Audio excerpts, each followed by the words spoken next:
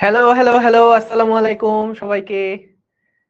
এই দেখো তো শুনতে পাও কিনা, দেখতে পাও কিনা? সবকিছু ঠিকঠাক আছে? এই চ্যাপ্টার শেষ হতে কতদিন লাগবে? আমি ভাবছি যে কেমন হয় যদি ধরো এই চ্যাপ্টার শেষ করলাম না, চলুক না, তাই না? ধরো তোমরা ভর্তি পরীক্ষা দিবা, বুয়েটে চান্স পাবা, তারপরেও ধরো এই চ্যাপ্টার পড়াই যাচ্ছি, তাইলে কেমন হয়? কোনো সমস্যা আছে? কোনো সমস্যা কিন্তু নাই, তাই না? হ্যাঁ, ওয়ালাইকুম আসসালাম বস, কি খবর? সেই হবে কিন্তু। ধরো তুমি বুয়েটে ফার্স্ট ইয়ার ফাইনাল ক্লাস করতেছো, পরীক্ষা তোমার টার্ম ফাইনাল, তখনও আমার কাজ শক্তি ক্ষমতা অধ্যায়টা শেষ হয়নি। তখন কিন্তু বিষয়টা দারুণ হবে, বুঝছো না? তখন দেখা যাবে তোমার পরীক্ষার পড়া তোমরা ক্লাস এসে কমেন্ট করবা যে ভাইয়া আর কয়দিন লাগবে, আমাদের তো কালকে টার্ম ফাইনাল। এভাবে করে ফার্স্ট ইয়ার যাবে, সেকেন্ড ইয়ার যাবে, থার্ড ইয়ার যাবে, ফোর্থ ইয়ার যাবে, সবাই পাশ করে ফেলবা। পাশ করার পর যখন চাকরি বাকরির জন্য পড়াশোনা করবা বা ধরো দেশের বাইরে যাওয়ার জন্য চেষ্টা করবা, তখনও ধরো আমার কাজ শক্তি ক্ষমতা অধ্যায় শেষ হয়নি, পড়িয়েই যাচ্ছি, পড়িয়েই যাচ্ছি। হ্যাঁ, তাইলে কেমন হবে বলো? বলো, জিনিসটা কিন্তু ভালোই জমবে, তাই না? ভালোই জমবে। তোমাদের আমি অনেক আগে বলছি, এই তোমাদের যদি যাদের পরীক্ষা আছে, যাদের পরীক্ষা আছে, তারা অপূর্ব ভাইয়ের ক্লাসটা পুরাটা সুন্দর করে শেষ করে ফেলো। ভাইয়া কোনো টপিক বাদ দেয় নাই, সলিড ক্লাস আছে। যদি তোমার কলেজের প্রেসার থাকে তাহলে অবশ্যই আগে ওইটা শেষ করে ফেলো। খালি খালি এখানে তুমি এই অজুহাত দিও না যে ভাই আপনারা তো চ্যাপ্টার শেষ করেন নাই, এই জন্যই তো আমি জীবন যুদ্ধে পিছিয়ে গেলাম, এগুলা বললে তখন হবে না। কারণ আর্কাইভ ক্লাস দেওয়াই এই কারণে কিন্তু, বুঝতে পারছো? এইটাই, এটাই বলছি। তো তাহলে তাহলে এই আর কয়টা ক্লাস লাগবে ভাইয়া, কবে শেষ করবেন হাবি জাবি? আহা, এত প্যারা দাও কেন বলো তো? এত প্যারা দাও কেন? তুমি শুরু করেছো ক্লাস, কি কোনো সমস্যা? তুমি ক্লাস শুরু করেছো, তুমি বড় হবা আস্তে আস্তে, হ্যাঁ, বিয়ে শাদী করবা, বউ বাচ্চা হবে, বাচ্চা কাচ্চা হবে, হ্যাঁ, তো তখনও দেখবা যে আমি পড়িয়েই যাচ্ছি, তোমাদের কাজ শক্তি ক্ষমতা শেষ না হলে কোনো সমস্যা আছে? কোনো সমস্যা নাই। ওকে, সো আশা করি ভালো আছো সবাই। চলো আমরা শুরু করি আজকের ক্লাস, 8 নাম্বার লেকচার। আমি বলে আসছিলাম শুরু থেকেই যে আমাদের হয়তোবা 14 থেকে 15টা মতন ক্লাস লাগতে পারে, ঠিক আছে? এর কম বেশি হবে, কম না হলে বেশি হবে, ঠিক আছে? কিন্তু টপিক যা আছে, টপিকটা আমি আর নতুন করে পয়দা করতেছি না কোনো জিনিস, তাই না? তো এই জন্য আগের বছরে যা পড়ানো আছে ওইগুলাও যদি ভালোভাবে শেষ করে ফেলো, তাহলে তোমার চ্যাপ্টার যতটুকু কলেজের জন্য লাগবে পুরাপুরি ভালোভাবে শেষ হয়ে যাবে, এটুকু নিশ্চিত 100%। এরপরে তুমি জাস্ট আমার এই স্লাইড গুলো একটু দেখো, কারণ নতুন নতুন বিভিন্ন ম্যাথ যেগুলো ধরো যে আগের বছরে ভাইয়া করে নাই ওগুলো আমি করাইছি। আবার ভাইয়া আগের বছরে যেগুলা করাইছে সেগুলো হয়তো বা আমি দেখাবো না, কারণ ওগুলা তো রেকর্ডে আছেই। তো এই জন্য বলবো যে ম্যাথ 2টা স্লাইডই দেখবা, অপূর্ব ভাইয়ারটাও দেখবা, আমারটাও দেখবা। কিন্তু ক্লাস যে কোনো একটা ভালো মতন শেষ করলেই কিন্তু হয়ে যাবে ইনশাল্লাহ, কোনো অসুবিধা নাই, কোনো টেনশন নাই, ঠিক আছে? ঠিক আছে, ওকে। তো শোনো, প্রথমে আগে আমরা একটা ম্যাথ প্রবলেম করব, বুঝছো? এই ম্যাথ প্রবলেমটা খুবই মজা। তুমি দেখবা যে হঠাৎ করে রাত্রে বেলা ঘুমায় আসো, ঘুম থেকে হাসতে হাসতে উঠে পড়ছো, কেন, কি হয়েছে? স্বপ্নে দেখছো যে আরে কি সুন্দর একটা ম্যাথ করছিলাম ক্লাসের মধ্যে, এইরকম টাইপের একটা ম্যাথ, বুঝতে পারছো তো? ম্যাথটাকে একটু তুলে ফেলো, চট করে একটু তুলে ফেলো, ম্যাথটা খুব অসাধারণ ম্যাথ। অপূর্ব দাদা স্লাইড দেয় নাই, এই কেন, ক্লাস আছে না? ক্লাস আছে না, তোমার হোয়াইট বোর্ড নাই? স্মার্ট বোর্ডের ক্লাসগুলো করবা। স্মার্ট বোর্ডের ক্লাসগুলো কি স্লাইড নাই আবির? অপূর্বটা দেখো তো, ওইটা যদি থাকে। না, স্মার্ট বোর্ডেরটা স্লাইড আছে না? আচ্ছা, না থাকলে লাইভ ক্লাস যেটা আছে ওইটাই করবা, রেকর্ড ক্লাসটা পুরাটা করবা, তাইলেই হইলো, ঠিক আছে? যা পড়ি তাই ভুলে যাই, আনবিলিভেবল। যা পড়ো তাই ভুলে যাও। এটা নিয়ে আমার একটা একটা সুন্দর গল্প আছে, বলবো না তোমাদের, আগে তুলে নাও, তুলে নাও আগে, তারপরে বলতেছি, ঠিক আছে? আগে তুলে নাও। পোলাপান ভুলে যায়, তাই নিয়ে কত আফসোস, আরে।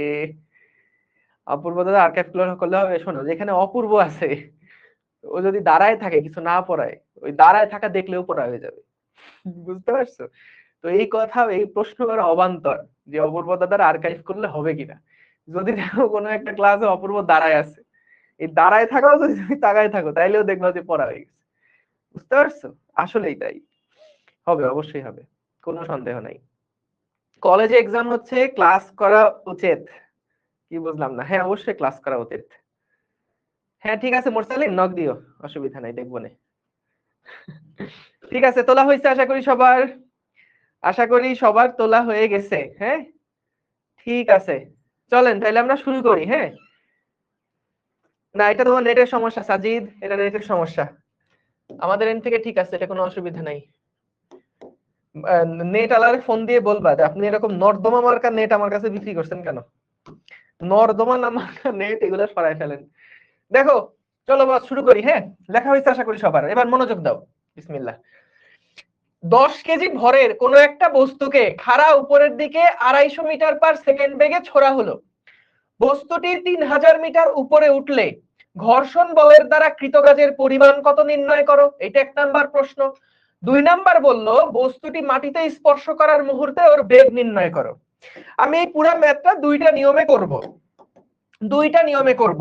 দেখো সবার আগে কাহিনী কি হয়েছে আগে চলো একটু বোঝার চেষ্টা করি। কাহিনী কি হয়েছে আগে একটু বোঝার চেষ্টা করি, খেয়াল করো। প্রথমে মনে করো আমার কাছে এই যে 10 কেজি ভরের একটা বস্তু আছে, এইটাকে আমরা খাড়া উপরের দিকে 250 মিটার পার সেকেন্ড বেগে ছুড়লাম। এটাকে আমরা 250 মিটার পার সেকেন্ড বেগে ছুড়লাম, কেন এমনি হুদাই, ঠিক আছে 250 মিটার পার সেকেন্ড বেগে ছুড়লাম। ছুড়ার পরে দেখা গেল বস্তুটা 3000 মিটার উপরে উঠলো। কত মিটার উপরে উঠছে? বস্তুটা 3000 মিটার উপরে উঠেছে। 3000 মিটার উপরে উঠেছে, 3000 মিটার উপরে উঠেছে, ঠিক আছে ভালো কথা। এখন বললো ঘর্ষণ বলের দ্বারা কৃতকাজের পরিমাণ কত নির্ণয় করো। ঘর্ষণ বলের দ্বারা কৃতকাজের পরিমাণ কত নির্ণয় করো। এখন ভাই আমার আগে একটু বলো তো, এইখানে একদম ঘর্ষণ যে বলটা আছে সেই বলটা কি আমাদেরকে গতিশক্তির আসলে বৃদ্ধি করতেছে না হ্রাস করছে? ঘর্ষণ বল যেটা, এটা কি একটা অপচয়ী বল না? তাহলে দেখো যদি বাতাসে কোনো ঘর্ষণ বল না থাকতো তাহলে কি হতো, এইখানে ইনিশিয়ালি যে পরিমাণ গতিশক্তি আমরা দিছি বস্তুটা সর্বোচ্চ উচ্চতায় গিয়ে ঠিক ততখানি পরিমাণ বিভব শক্তি ওর থাকতো। কারণ শক্তির নিত্যতা বজায় থাকলে বা যান্ত্রিক শক্তির নিত্যতা বজায় থাকলে একদম শুরুতে যে পরিমাণ টোটাল গতিশক্তি সেটাই কিন্তু সর্বোচ্চ উচ্চতায় গিয়ে, সাউন্ড শোনা যাচ্ছে না? যাচ্ছে তো, ওকে, সর্বোচ্চ উচ্চতায় গিয়ে এটাই কিন্তু টোটাল বিভব শক্তির সমান। একটু জানাও তো সাউন্ড ঠিক আছে কিনা। ওকে, তাহলে খেয়াল করো আমরা এখান থেকে দেখো আমাদের যে বিভব শক্তি আর শুরুতে যে গতি শক্তি, তুমি দেখবা যেহেতু রাস্তায় ঘর্ষণ বল কাজ করছে, ঘর্ষণ বল কি করে শক্তি কেড়ে নেয়। তাহলে যেহেতু এটা একটা ঋণাত্মক, একটা অপচয়ী বল, বা এটা কি যখন একটা বস্তুর উপরে ঋণাত্মক কাজ করা হয় তখন কি বস্তু থেকে শক্তি কমে যায়। আর কোন বস্তুর উপর ধনাত্মক কাজ করা হলে বস্তুর মধ্যে আমরা সেই মানে কোন বস্তুর উপর ধনাত্মক কাজ করা মানে বস্তুকে শক্তি দেওয়া, আর ঋণাত্মক কাজ করা মানে বস্তু থেকে শক্তি নিয়ে নেওয়া, ঠিক আছে। এখন তাহলে দেখো একদম শুরুতে আমরা যদি বের করতে চাই যে শুরুতে ওর গতি শক্তি কত ছিল, এটা মনে করো এ বিন্দু এবং এটা মনে করো বি বিন্দু, তাহলে আমরা শক্তির পার্থক্যটা দেখতে চাই। কারণ দেখো এটা যদি সর্বোচ্চ উচ্চতা হয়, একটু 9 10 এর কথা মনে করে দেখো, যদি এটা সর্বোচ্চ উচ্চতা হয় তাহলে কি আমাদের এখানকার টোটাল গতিশক্তি একদম সর্বোচ্চ পয়েন্টের বিভব শক্তির সমান হবে না? এই পয়েন্টের যে মোট গতিশক্তি সেটা কি এই পয়েন্টে টোটাল বিভব শক্তির সমান হবার কথা। কিন্তু রাস্তায় একটা ঘর্ষণ বল কাজ করছিল, এই ঘর্ষণ বল যেহেতু সরণের বিপরীত দিকে কাজ করছে তাই ঘর্ষণ বল কিন্তু বস্তু থেকে কিছু পরিমাণ এনার্জি নষ্ট করে ফেলছে বা কেড়ে নিছে। তাহলে এ বিন্দুতে যে টোটাল এনার্জি থাকবে সেটা কিন্তু বি বিন্দুর টোটাল এনার্জির সমান হবে না। তাহলে আমরা এ বিন্দুতে মোট এনার্জিটা আসলে কি, এ বিন্দুতে মোট যে এনার্জিটা সেটা কিন্তু আসলে ওর সম্পূর্ণটাই গতিশক্তি, অর্থাৎ 1/2 × 10 × 250 স্কয়ার। এইটা হচ্ছে আমাদের এ বিন্দুর মোট গতিশক্তি বা এ বিন্দুর মোট শক্তি, কারণ বিভব শক্তি এখানে 0। এখন দেখো বি বিন্দুতে তার যে গতিশক্তি সেটা কত, 0 না? বি বিন্দুতে তার গতিশক্তি 0। আমরা যদি এখানে বিভব শক্তি এ বিন্দুর 0 লিখি আর বি বিন্দুর এখানে আমাদের বিভব যে গতিশক্তি সেটা কত, এখানে তার বেগ হয়ে গেছে কত মিটার পার সেকেন্ড, বেগ হয়ে গেছে 0 মিটার পার সেকেন্ড। তাহলে ওই বি বিন্দুতে তার গতিশক্তি হলো 0 আর বিভব শক্তি কত, বিভব শক্তি হচ্ছে mg 3000, m into g into 3000। এখন তাহলে একটু খেয়াল করো, আমরা এইটা তো সমান হওয়ার কথা, কিন্তু বলতো এখানে তো সমান হবে না, কারণ মনে আছে আমরা যে যান্ত্রিক শক্তির নিত্যতা শিখছিলাম, সেখানে কি ছিল?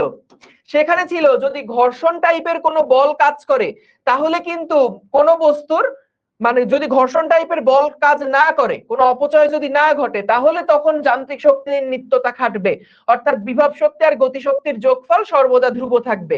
কখনকার জন্য? যখন কোনো অপচয়ী বল থাকবে না, যখন কোনো ঘর্ষণ টাইপের বল থাকবে না। কিন্তু এখানে তো বাতাসের বাধা আছে, এখানে তো আমাদের ঘর্ষণ বল আছে, তাহলে দুইটার মধ্যে একটা পার্থক্য থাকবে। এখন এই পার্থক্যের পরিমাণটা আসলে কতটুকু? তুমি দেখো শুরুতে যে পরিমাণ এনার্জি ছিল, সেই পরিমাণ এনার্জি থেকে কিছু পরিমাণ এনার্জি কিন্তু নষ্ট হয়ে গেছে। আমরা এখানে ধরে নিচ্ছি যে ঘর্ষণ বলটা কাজ করছে, এটা হলো স্মল এফ, তাহলে স্মল এফ ইন্টু 3000 ইন্টু 3000, এই পরিমাণ এনার্জি তাহলে কি নষ্ট হয়ে গেছে না? টোটাল এই এ বিন্দুতে যে মোট এনার্জি ছিল, সেখান থেকে ঘর্ষণ বল দ্বারা কৃত কাজ কিছুটা কমে গেল, বাকি যেটা থাকলো সেটাই কি আমাদের এই বি বিন্দুর মোট এনার্জি? এইটা বি বিন্দুর মোট এনার্জি এইটা, এবং এ বিন্দুর এনার্জিটা আমি আর এভাবে লিখলাম না। আচ্ছা একটা কাজ করি, এখানে এটা না লিখে এটা ইবি লিখে রাখি, আপাতত ইবি লিখে রাখি। এখন দেখো এ বিন্দুর মোট এনার্জি কোনটা? এ বিন্দুর মোট এনার্জি এইটা, তার সাথে আমি এইটাকে বাদ দিব এবং সমান সমান পাবো ইবি, সমান সমান পাবো ইবি, এই যে এটা। তাহলে এখান থেকে এবার খেয়াল করে দেখো, এখান থেকে এবার খেয়াল করে দেখো আমাদের কার মান বের করা লাগবে? বলেছে ঘর্ষণ বলের মান বের করতে। ও না, বলছিল কি ঘর্ষণ বলের দ্বারা কৃত কাজের পরিমাণ বের করতে। ও তাহলে তো আরো সহজ, বলছে ঘর্ষণ বলের দ্বারা কৃত কাজের পরিমাণ বের করতে। যদি ঘর্ষণ বল বের করতে বলে তাইলেও আমরা পারতাম, কিন্তু আমাদের মূলত ঘর্ষণ বলের দ্বারা কৃত কাজটা বের করতে বলছে। তাহলে আমরা এখানে ডাব্লিউ ইন্টু স্মল এফ লিখে দিই। আর যদি ঘর্ষণ বল বের করতে বলে তাহলে তো এই এফ দিয়ে হিসাব করে ফেলবা, ঠিক আছে? তাহলে এখান থেকে আমরা ডাব্লিউ এফ যেটা পাবো, ঘর্ষণ বল দ্বারা যে কৃত কাজ সেটা কত হচ্ছে? ঘর্ষণ বল দ্বারা যে কৃত কাজ সেটা কত হচ্ছে? সেটা হচ্ছে এম এর মান কত? 10 ইন্টু 9.8 ইন্টু 3000, এখান থেকে মাইনাস হচ্ছে 5 ইন্টু 250, 5 ইন্টু 250 স্কোয়ার। ওকে, ডাব্লিউএফ যেটা, ডাব্লিউএফ যেটা, এটার মান আসলো 18,500, 18,500। এই যে এখানে হলো 18,500। এইখানে ছোট্ট একটা কারেকশন আছে, ছোট্ট একটা কারেকশন হচ্ছে, দেখো আমরা এখানে আগেই ধরে নিছি কি যে ঘর্ষণ বল দ্বারা কাজটা ঋণাত্মক হবে, এই কারণে না আমাদের এখানে আর মাইনাস সাইন আসলো না।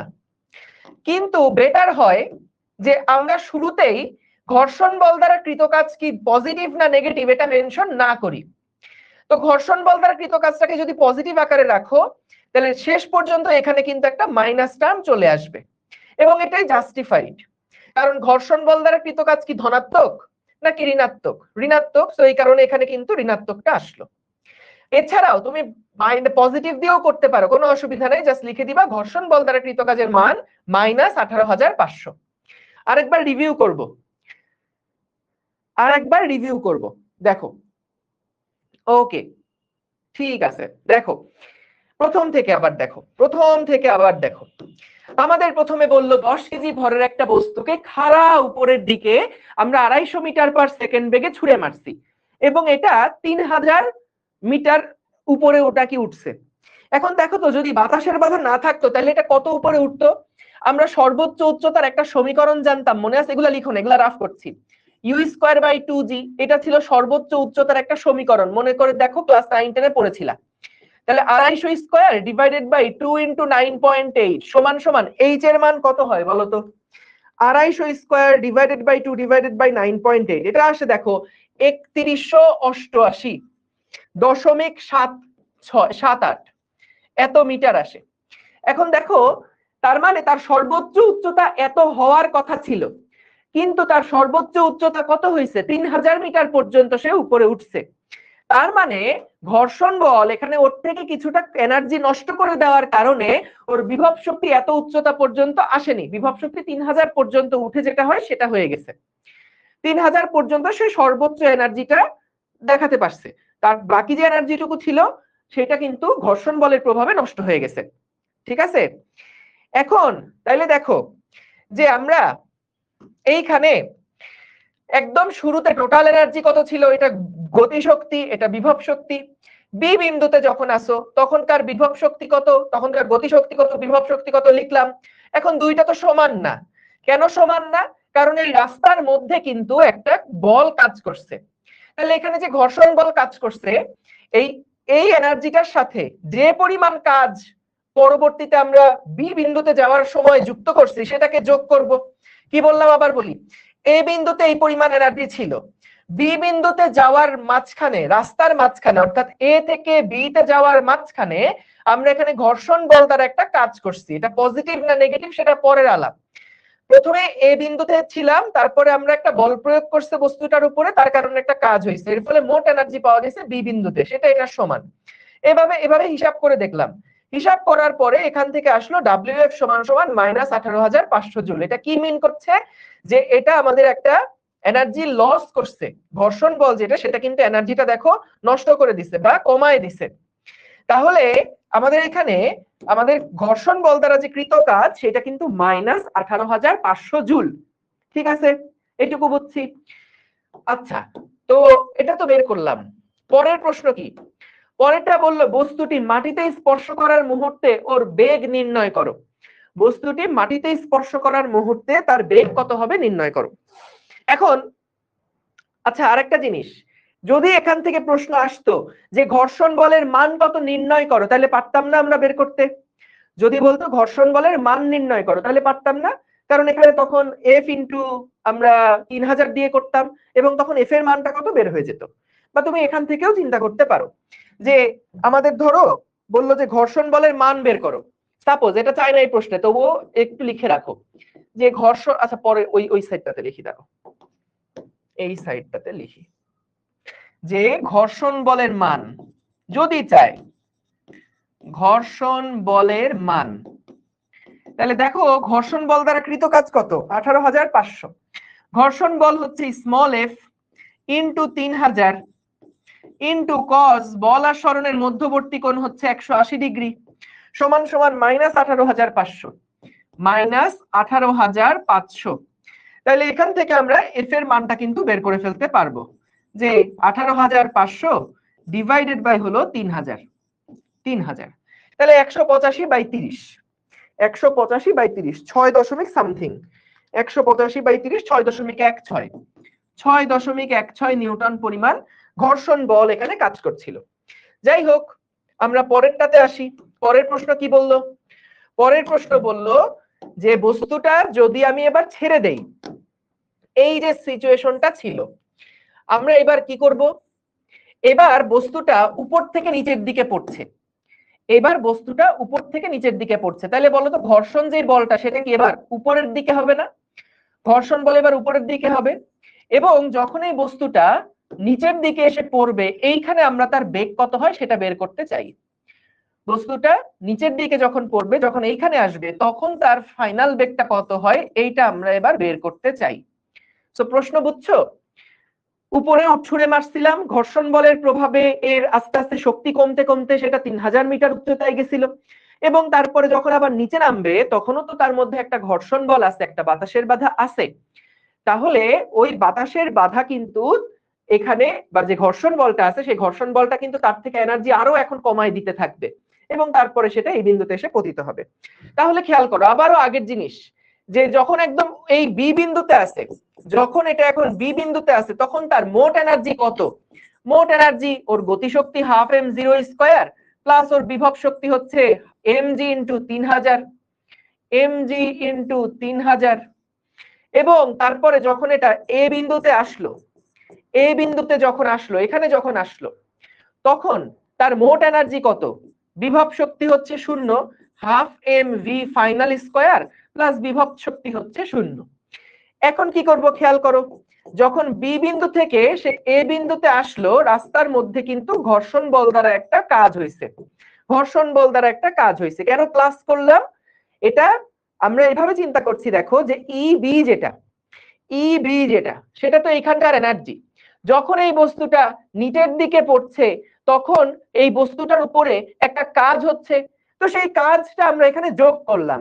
কাজটা যদি ধনাত্মক হয় তাহলে এইখানে এনার্জি বেড়ে যাবে, এই কাজটা যদি ঋণাত্মক হয় তাহলে এখানে এনার্জি কমে যাবে, সিম্পল। সো তাহলে EB যেটা, সেটার ভ্যালুটা কত? EB এর ভ্যালু হচ্ছে mg ইন্টু 3000। WF এর মান কত? WF এর মান যেটা, সেটা হচ্ছে -18,500, -18,500 লিখলাম। এবং এই বিন্দুতে বস্তুটার যে এনার্জি সেটা হলো 1/2 mv ফাইনাল স্কয়ার। এই দেখো, তাহলে এখান থেকে আমরা কিন্তু এখন এই v ফাইনাল এর ভ্যালু কত বের করে ফেলতে পারবো। দেখো কত আসে, কত আসে, কত আসে। এটা আরো অনেক নিয়মে করা যায়, আমি এর পরে আরেকটা নিয়ম দেখাবো, নিজেরাই করে ফেলতে পারবা।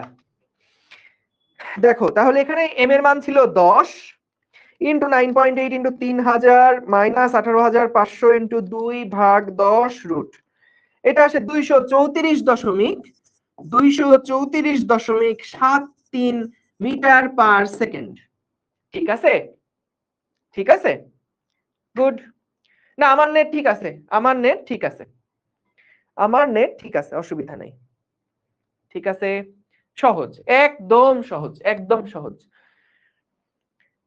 হ্যাঁ, ক্লিয়ার। এরপরে চলো এই ম্যাথটা আমরা এবার আরেকটু ডিফারেন্ট একটা অ্যাপ্রোচে করি, ডিফারেন্ট আরেকটা অ্যাপ্রোচে করি। ওকে, তো এবার আমরা কাজ শক্তি উপপাদ্য দিয়ে ম্যাথটা করতে চাই। কাজ শক্তি উপপাদ্য কি ছিল? কাজ শক্তি উপপাদ্যটা দেখো, কাজ শক্তি উপপাদ্যটা আমাদেরকে বলে যে কোনো একটা বস্তু আছে, এই বস্তুটার উপরে যতগুলো বল কাজ করছে সবগুলো বল দ্বারা কৃত যে মোট কাজ সেটা হচ্ছে বস্তুর গতিশক্তির পরিবর্তনের সমান। কোন বস্তুর উপর সবগুলো বল দ্বারা কৃত মোট কাজ বস্তুর গতিশক্তির পরিবর্তনের সমান। Very good. এখন তাইলে খেয়াল করো যে এটা হলো আমাদের সেই ভূমি, আমরা এই যে একটা ভরের বস্তু রাখা আছে, এই বস্তুটাকে উপরের দিকে ছুড়ে মারছিলাম 250 মিটার পার সেকেন্ড বেগে, 250 মিটার পার সেকেন্ড বেগে। তার আগে একটু বলে রাখি যে ভাই দুই নিয়মে কেন শিখবো, আমি তো এক নিয়মে করলেই তো হয়, যে করে একটা দেখাইলেই তো হয়, আপনি দুইটা দেখাইলে লাভটা কি? লাভটা সরাসরি পরীক্ষার মধ্যে টের পাবা। অনেক সময় গ আর ঘ, এই গ ঘ প্রশ্নের মধ্যে দুইটা স্টাইলেই তোমাকে প্রশ্নের অ্যান্সার করতে হয়। কেন, কিভাবে? তোমাকে ধরো বললো গ নাম্বার প্রশ্নে, গ নাম্বার প্রশ্নে গিয়ে ধরো বললো যে ঘর্ষণ বলের মান কত নির্ণয় করো, আর ঘ নাম্বার প্রশ্নে গিয়ে বলতে পারে এই পুরো ঘটনাটি যে কাজ শক্তি ক্ষমতা বা কাজ শক্তি উপপাদ্য, কাজ শক্তি উপপাদ্যটা মেনটেন করছে বা কাজ শক্তি উপপাদ্যটা মেনে চলছে সেটা গাণিতিক যুক্তি দিয়ে দেখাও। আমি এরকম প্রশ্ন পাবো। সো তখন প্রথমেই তুমি যদি কাজ শক্তি উপপাদ্য ইউজ করে ম্যাথ করে ফেলো তাহলে পরের দিকে তো আর ওইটা জাস্টিফাই করতে পারবা না। সো এই জন্য এই কথাগুলো না বুঝলে জাস্ট এটুকু মাথায় রাখো যে দুইটা নিয়মেই শেখার দরকার আছে, এবং এটা গতে একটা নিয়মে করতে হয়, ঘতে আরেকটা নিয়মে করতে হয়, এইরকম কিছু সিকিউ প্রবলেম বোর্ডে আসছে। তো এই জন্য দুইটা নিয়ম দেখে রাখাটা উত্তম, দুইটাই অ্যাপ্লাই করা লাগতে পারে। যখন আমি ওই বোর্ডের সিকিউটা সলভ করব তখনই বুঝতে পারবো, অসুবিধা নাই, কিন্তু এখন দেখাচ্ছি, দেখে রাখো। কি বলছে, এত মিটার পার সেকেন্ড বেগে একটা বস্তুকে উপরের দিকে ছুড়ে মারার ফলে বস্তুটা কতটুকু উচ্চতা গিয়েছিল? বস্তুটা উপরের দিকে গিয়েছিল 3000 মিটার, বস্তুটা উপরের দিকে গিয়েছিল 3000 মিটার। আচ্ছা, এখন চলো আমরা কাজ শক্তি উপপাদ্য অ্যাপ্লাই করি। একটা বস্তুর উপরে কৃত যে মোট কাজ সেটা হবে এই বস্তুর গতিশক্তির পরিবর্তনের সমান। এখন ভাই বলো তো আমাদের এই বস্তুটার উপরে কি কি বল কাজ করছে? আমাদের এই বস্তুটার উপরে কি কি বল কাজ করছে? একটা বল কাজ করছে নিচের দিকে, যেটা হলো এমজি, এমজি একটা বল এর উপরে কাজ করছে, এবং আরেকটা বল কাজ করছে ঘর্ষণ বল, আরেকটা বল কাজ করছে ঘর্ষণ বল। তাহলে দুইটা বল দ্বারা কৃত কাজ, চলো আমরা একটু লিখি। আমাদের এমজি বল দ্বারা কৃত কাজ কত হবে? MG into 3000 into cos 180 degree না, কজ 180 ডিগ্রি না, কারণ বল আর সরণ দুইটা দুইটা বিপরীত দিকে, এই যে বল আর সরণ দুইটা বিপরীত দিকে। এবং দেখো আমাদের ঘর্ষণ বল দ্বারা কৃত কাজও কিন্তু ঋণাত্মক। তো এটা হলো ঘর্ষণ বল ইনটু 3000 ইনটু cos 180 ডিগ্রি। ঘর্ষণ বল এবং সরণের মধ্যবর্তী কোণ হচ্ছে 180 ডিগ্রি। এখন এদের বলো তো গতিশক্তির পরিবর্তন কত? যখন সর্বোচ্চ উচ্চতায় উঠছে তখন তো তার বেগ হলো 0 মিটার পার সেকেন্ড। তাহলে সর্বোচ্চ উচ্চতায় গতিশক্তি হলো 0 মাইনাস এইখানে তার গতিশক্তি হলো half into m into 250 square, half into m into 250 square, 250 square. তাহলে এখান থেকে আমরা দেখো সবগুলোর ভ্যালু কিন্তু দেওয়া আছে, সবগুলোর ভ্যালু দেওয়া আছে। আমরা এখান থেকে চাইলে ঘর্ষণ বলও বের করতে পারি, বা এখান থেকে আমরা চাইলে কিন্তু এই যে দেখো এটা কি, এটা হচ্ছে সেই ঘর্ষণ বল দ্বারা কৃত কাজ, পুরাটাই ঘর্ষণ বল দ্বারা কৃত কাজ। ঠিক আছে, তাহলে এখানে কত আসে? Minus MG into 3000, minus MG into 3000। তারপরে এখানে আসছে এটা হলো আমাদের সেই ঘর্ষণ বল দ্বারা কৃত কাজ সমান সমান minus half M v square, half into 10 into 250 square. তাহলে দেখো তো ডাব্লিউএফ এর মানটা কত হয়? ডাব্লিউএফ এর মানটা কত হয়? এমজিএইচ 10 ইন্টু 9.8 ইন্টু 3000 আর মাইনাস হচ্ছে 5 ইন্টু 250 স্কোয়ার। তাহলে দেখো ডাব্লিউএফ এর যে মান সেটা কত আসে? Minus 18,500, minus 18,500 joule. এটা কি দিয়ে করলাম আমরা? কাজ শক্তি উপপাদ্য দিয়ে করলাম, কাজ শক্তি উপপাদ্য দিয়ে করলাম। ঠিক আছে,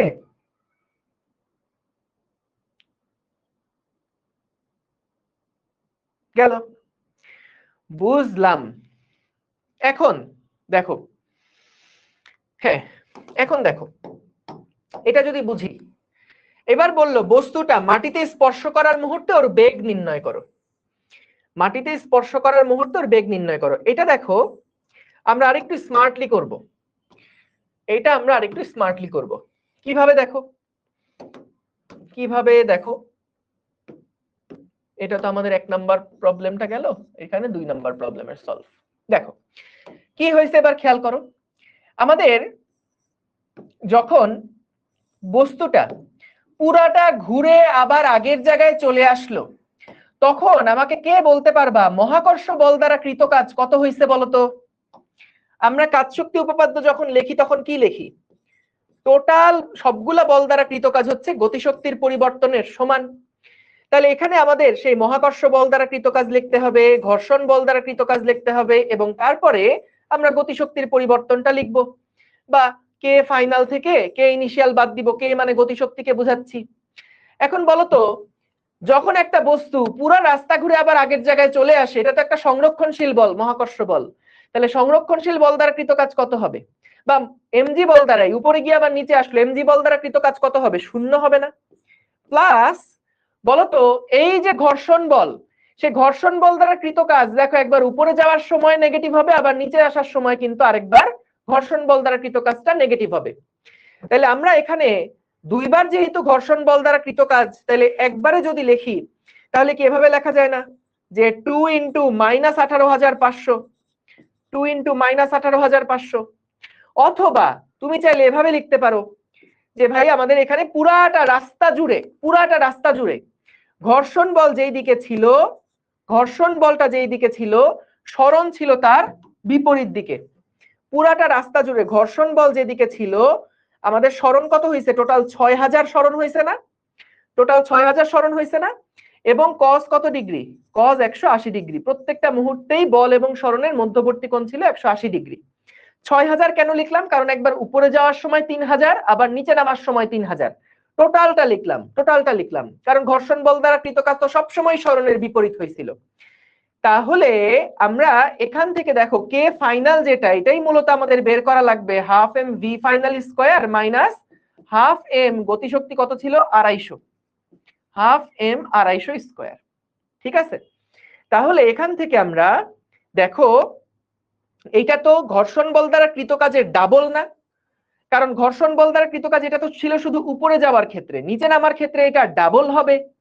তাহলে ঘর্ষণ বল দ্বারা কৃত কাজ হচ্ছে মাইনাস 2 ইন্টু 18,500। কেন মাইনাস দিলাম? কারণ এখান থেকেই দেখতে পাচ্ছ ঘর্ষণ বল দ্বারা কৃত কাজ কি হয়, নেগেটিভ হয়। এবং এটা সমান সমান হচ্ছে half into m into v final square minus 250 square. তাহলে এখান থেকেও তুমি হিসাব করে দেখো আমাদের ভি ফাইনাল যেটা আসবে সেটা আগের মতনই 234.73 আসবে, 234.73 মিটার পার সেকেন্ড। বুঝছো? ঠিক আছে,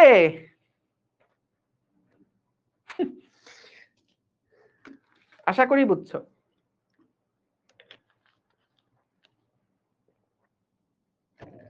ডাব্লিউজিটা আরেকবার, ডাব্লিউজিটা হচ্ছে মহাকর্ষ বল দ্বারা কৃত কাজ। মহাকর্ষ বল দ্বারা কৃত কাজ কি, যখন উপরে যাচ্ছে তখন মহাকর্ষ বল দ্বারা কৃত কাজ হচ্ছে মাইনাস এমজি ইন্টু 3000, তাই না? আবার যখন নিচে নামলো তখন কি প্লাস এমজি ইন্টু 3000। তাহলে মহাকর্ষ বল দ্বারা যে মোট কাজ সেটা কত হয়ে যাচ্ছে, জিরো হয়ে যাচ্ছে না?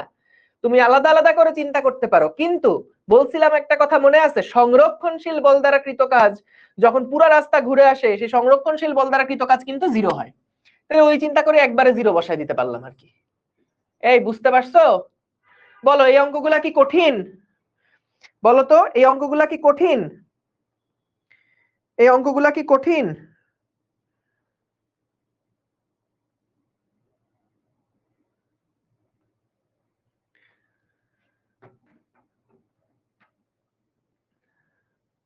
ওকে, ঠিক আছে, ঠিক আছে। তাইলে এগুলা সহজ ম্যাথ। তাহলে মাটিতে স্পর্শ করার মুহূর্তে তার বেগ কত এটা আমরা বের করে ফেললাম। দুই ভাবেই করতে পারো, একটা হলো শক্তির সংরক্ষণশীলতা দিয়ে, আর আরেকটা হচ্ছে কাজ শক্তি দিয়ে। একটু আমি লিখে দেই, এটা হলো শক্তির সংরক্ষণশীলতা দিয়ে, এইটা হলো, যদিও শক্তি সংরক্ষণশীলতা আর কাজ শক্তি ক্ষমতা একই কথা, কিন্তু দুইটা যেহেতু আলাদা অ্যাপ্রোচ সেই জন্য দেখানো হলো। ওকে, গেল। পরের প্রশ্নটা তুলে ফেলো, এটা খুব সুন্দর চমৎকার একটা প্রশ্ন, তুলে ফেলো, পরের প্রশ্নটাও তুলে ফেলো।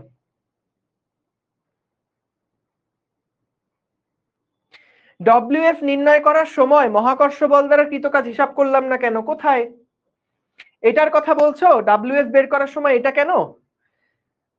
দেখো যখন আমরা একটা সরণ হয়েছিল উপরের দিকে, যখন একটা সরণ হয়েছে তখন তো মহাকর্ষ বল দ্বারা কৃত কাজ আছে, কারণ সরণটা 3000 হয়েছে, কিন্তু যখন আবার ফেরত আসলো তখন সরণ কি শূন্য হয়ে গেছে না? তাইলে মহাকর্ষ বল দ্বারা কৃত কাজ কত হয়ে যাবে, এমজি ইন্টু শূন্য। এই জন্য টোটালটা জিরো হয়ে গেল, কারণ মহাকর্ষ বল তো একটা সংরক্ষণশীল বল।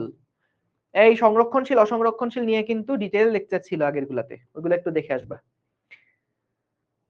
আস্তে কথা বলেন ভাই, আয় হায়, আমাকে তো উল্টা বলে যে আমি অনেক আস্তে আস্তে কথা বলি। আমার একজন ভিডিও এডিটর আছে, সেই ভাইয়া বলে যে ভাই আপনি এত আস্তে কথা বলেন, 2x স্পিডেও দেখলে মনে হয় যে স্লো করে কথা বলতেছেন, আর তোমরা এদিকে বলে আমি জোরে কথা বলি। হ্যাঁ, সম্পূর্ণ লুপে এমজি দ্বারা কাজ 0 জুল, রাইট, এইটাই ঠিক আছে। তোলা হয়েছে? ও জি জি জি, স্লাইড পাল্টাও, এই যে এই যে এই যে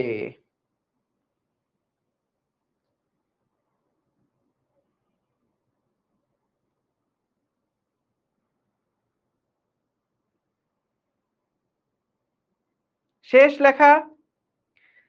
এসএস নিলে হবে না? না, এসএস নিও না, তোমাদের এখন এসএস নেওয়ার বয়স না, স্ক্রিনশট নেওয়ার বয়স আর একটু বড় হলে তখন আসবে।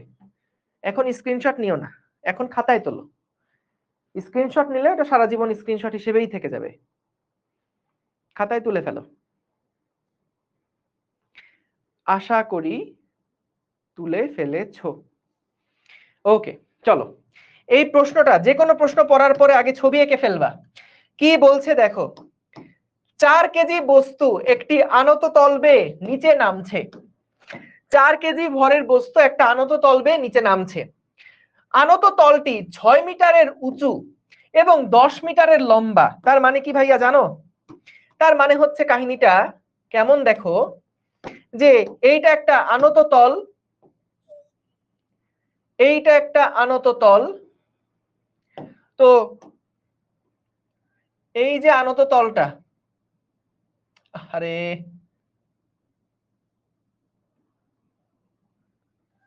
কেমনটা লাগে, যাই হোক, এই আনত তল বরাবর একটা বস্তু নাকি নিচের দিকে নামছিল। এই যেটা মনে করো আমাদের একটা বস্তু, এইটা হচ্ছে আমাদের একটা বস্তু। ভালো কথা, এই বস্তুটা আনত তল বরাবর নিচের দিকে নামছে। তো যখন এটা নিচের দিকে নামবে, দাঁড়া আমার না খুব খুঁতখুঁতে লাগতেছে এটা যতক্ষণ না পর্যন্ত না মিলছে। আরে না, এটা মনে হয় মিলবে না, জীবনেও মিলবে না, আর এটা কখনোই মিলবে না, এটা কখনোই মিলবে না। যাই হোক, তো দেখো এইখানে একটা বস্তু আছে, আমাদেরকে বলে দিছে নততলটা 6 মিটারের উঁচু। নততলটা হচ্ছে 6 মিটারের উঁচু, এইটা হলো 6 মিটার, এবং এই দিক বরাবর দূরত্ব হচ্ছে 10 মিটার, এটা 10 মিটার লম্বা, সেটা আমাদেরকে বলে দিছে। এখন বলল যে আনত তলের ভূমিতে বস্তুটার গতিশক্তি কত নির্ণয় করো। তার মানে কি, যখন আমাদের এই বস্তুটা ভূমিতে এখানে আসবে তখন তার গতিশক্তি কত বের করতে বলছে, তখন তার গতিশক্তি বের করতে বলছে। এখানে একটা কথা দেওয়া আছে, পুরো পথে গতীয় ঘর্ষণ গুণাঙ্কের মান 0.2, অর্থাৎ পুরো রাস্তায় আমাদের একটা গতীয় ঘর্ষণ গুণাঙ্ক দেওয়া আছে মিউ কে, সেটা হচ্ছে 0.2। এখন তাইলে খেয়াল করো, মনে করো এইটা হচ্ছে আমাদের এ বিন্দু এবং এইটা হচ্ছে কি আমাদের বি বিন্দু। দেখো এই এ বিন্দুতে যে মোট গতিশক্তি, যে মোট শক্তি, হ্যাঁ এ বিন্দুতে যে মোট শক্তি, বিভব প্লাস গতি সবকিছু মিলায়ে, প্লাস তার সাথে যুক্ত হবে কৃতকাজ। কৃতকাজ এখানে কোনটা, এখানে আমাদের যে কৃতকাজটা সেটা হচ্ছে আমরা ঘর্ষণ বল দ্বারা যে কৃতকাজ সেটার কথা বলবো। কিন্তু তুমি দেখো, আমরা আগে চলো এ বিন্দুর মোট শক্তি আগে হিসাব করে নেই। দেখো তো ভাই, এ বিন্দুর মোট শক্তি কত? মোট শক্তি হচ্ছে এম ইন্টু জি ইন্টু 6। এটা নিয়ে কোনো কষ্ট আছে? এম এর মান কত? 4, তাহলে 4 ইন্টু জি ইন্টু 6, তাহলে 4 6 24 জি। এইটা হচ্ছে আমাদের এ বিন্দুর মোট শক্তি। এখন খেয়াল করো যে আমরা যখন 10 মিটার লম্বা পথ বেয়ে এটা যখন নিচের দিকে নেমে আসবে, তখন আমাদের হাতে আর এনার্জি কতটুকু থাকবে, বি বিন্দুতে আমাদের এনার্জি আর কতটুকু থাকবে? খেয়াল করো, যখন এই এ বিন্দুতে যে এনার্জিটা ছিল, এই এ বিন্দুতে বস্তুটার যে এনার্জিটা ছিল, যখন সেটা বি বিন্দুতে আসবে, যখন সেটা বি বিন্দুতে আসবে, ওর থেকে ঘর্ষণ বল যেটা আছে সেই ঘর্ষণ বল পরিমাণ এনার্জি কি ওর কাছ থেকে কমে যাবে না? খেয়াল করো, এটা আমরা কখন লিখতে পারতাম বলতো? এ বিন্দুর মোট শক্তি সমান বি বিন্দুর মোট শক্তি কখন লিখতে পারতাম বলো? এ বিন্দুর মোট শক্তি সমান সমান বি বিন্দুর মোট শক্তি কখন লিখতে পারতাম? তখনই লিখতে পারতাম যখন আমাদের এই পথের মধ্যে কোনো ঘর্ষণ বল থাকবে না, তখন কিন্তু এখানকার মোট শক্তি সমান এখানকার মোট শক্তি লিখতে পারতাম।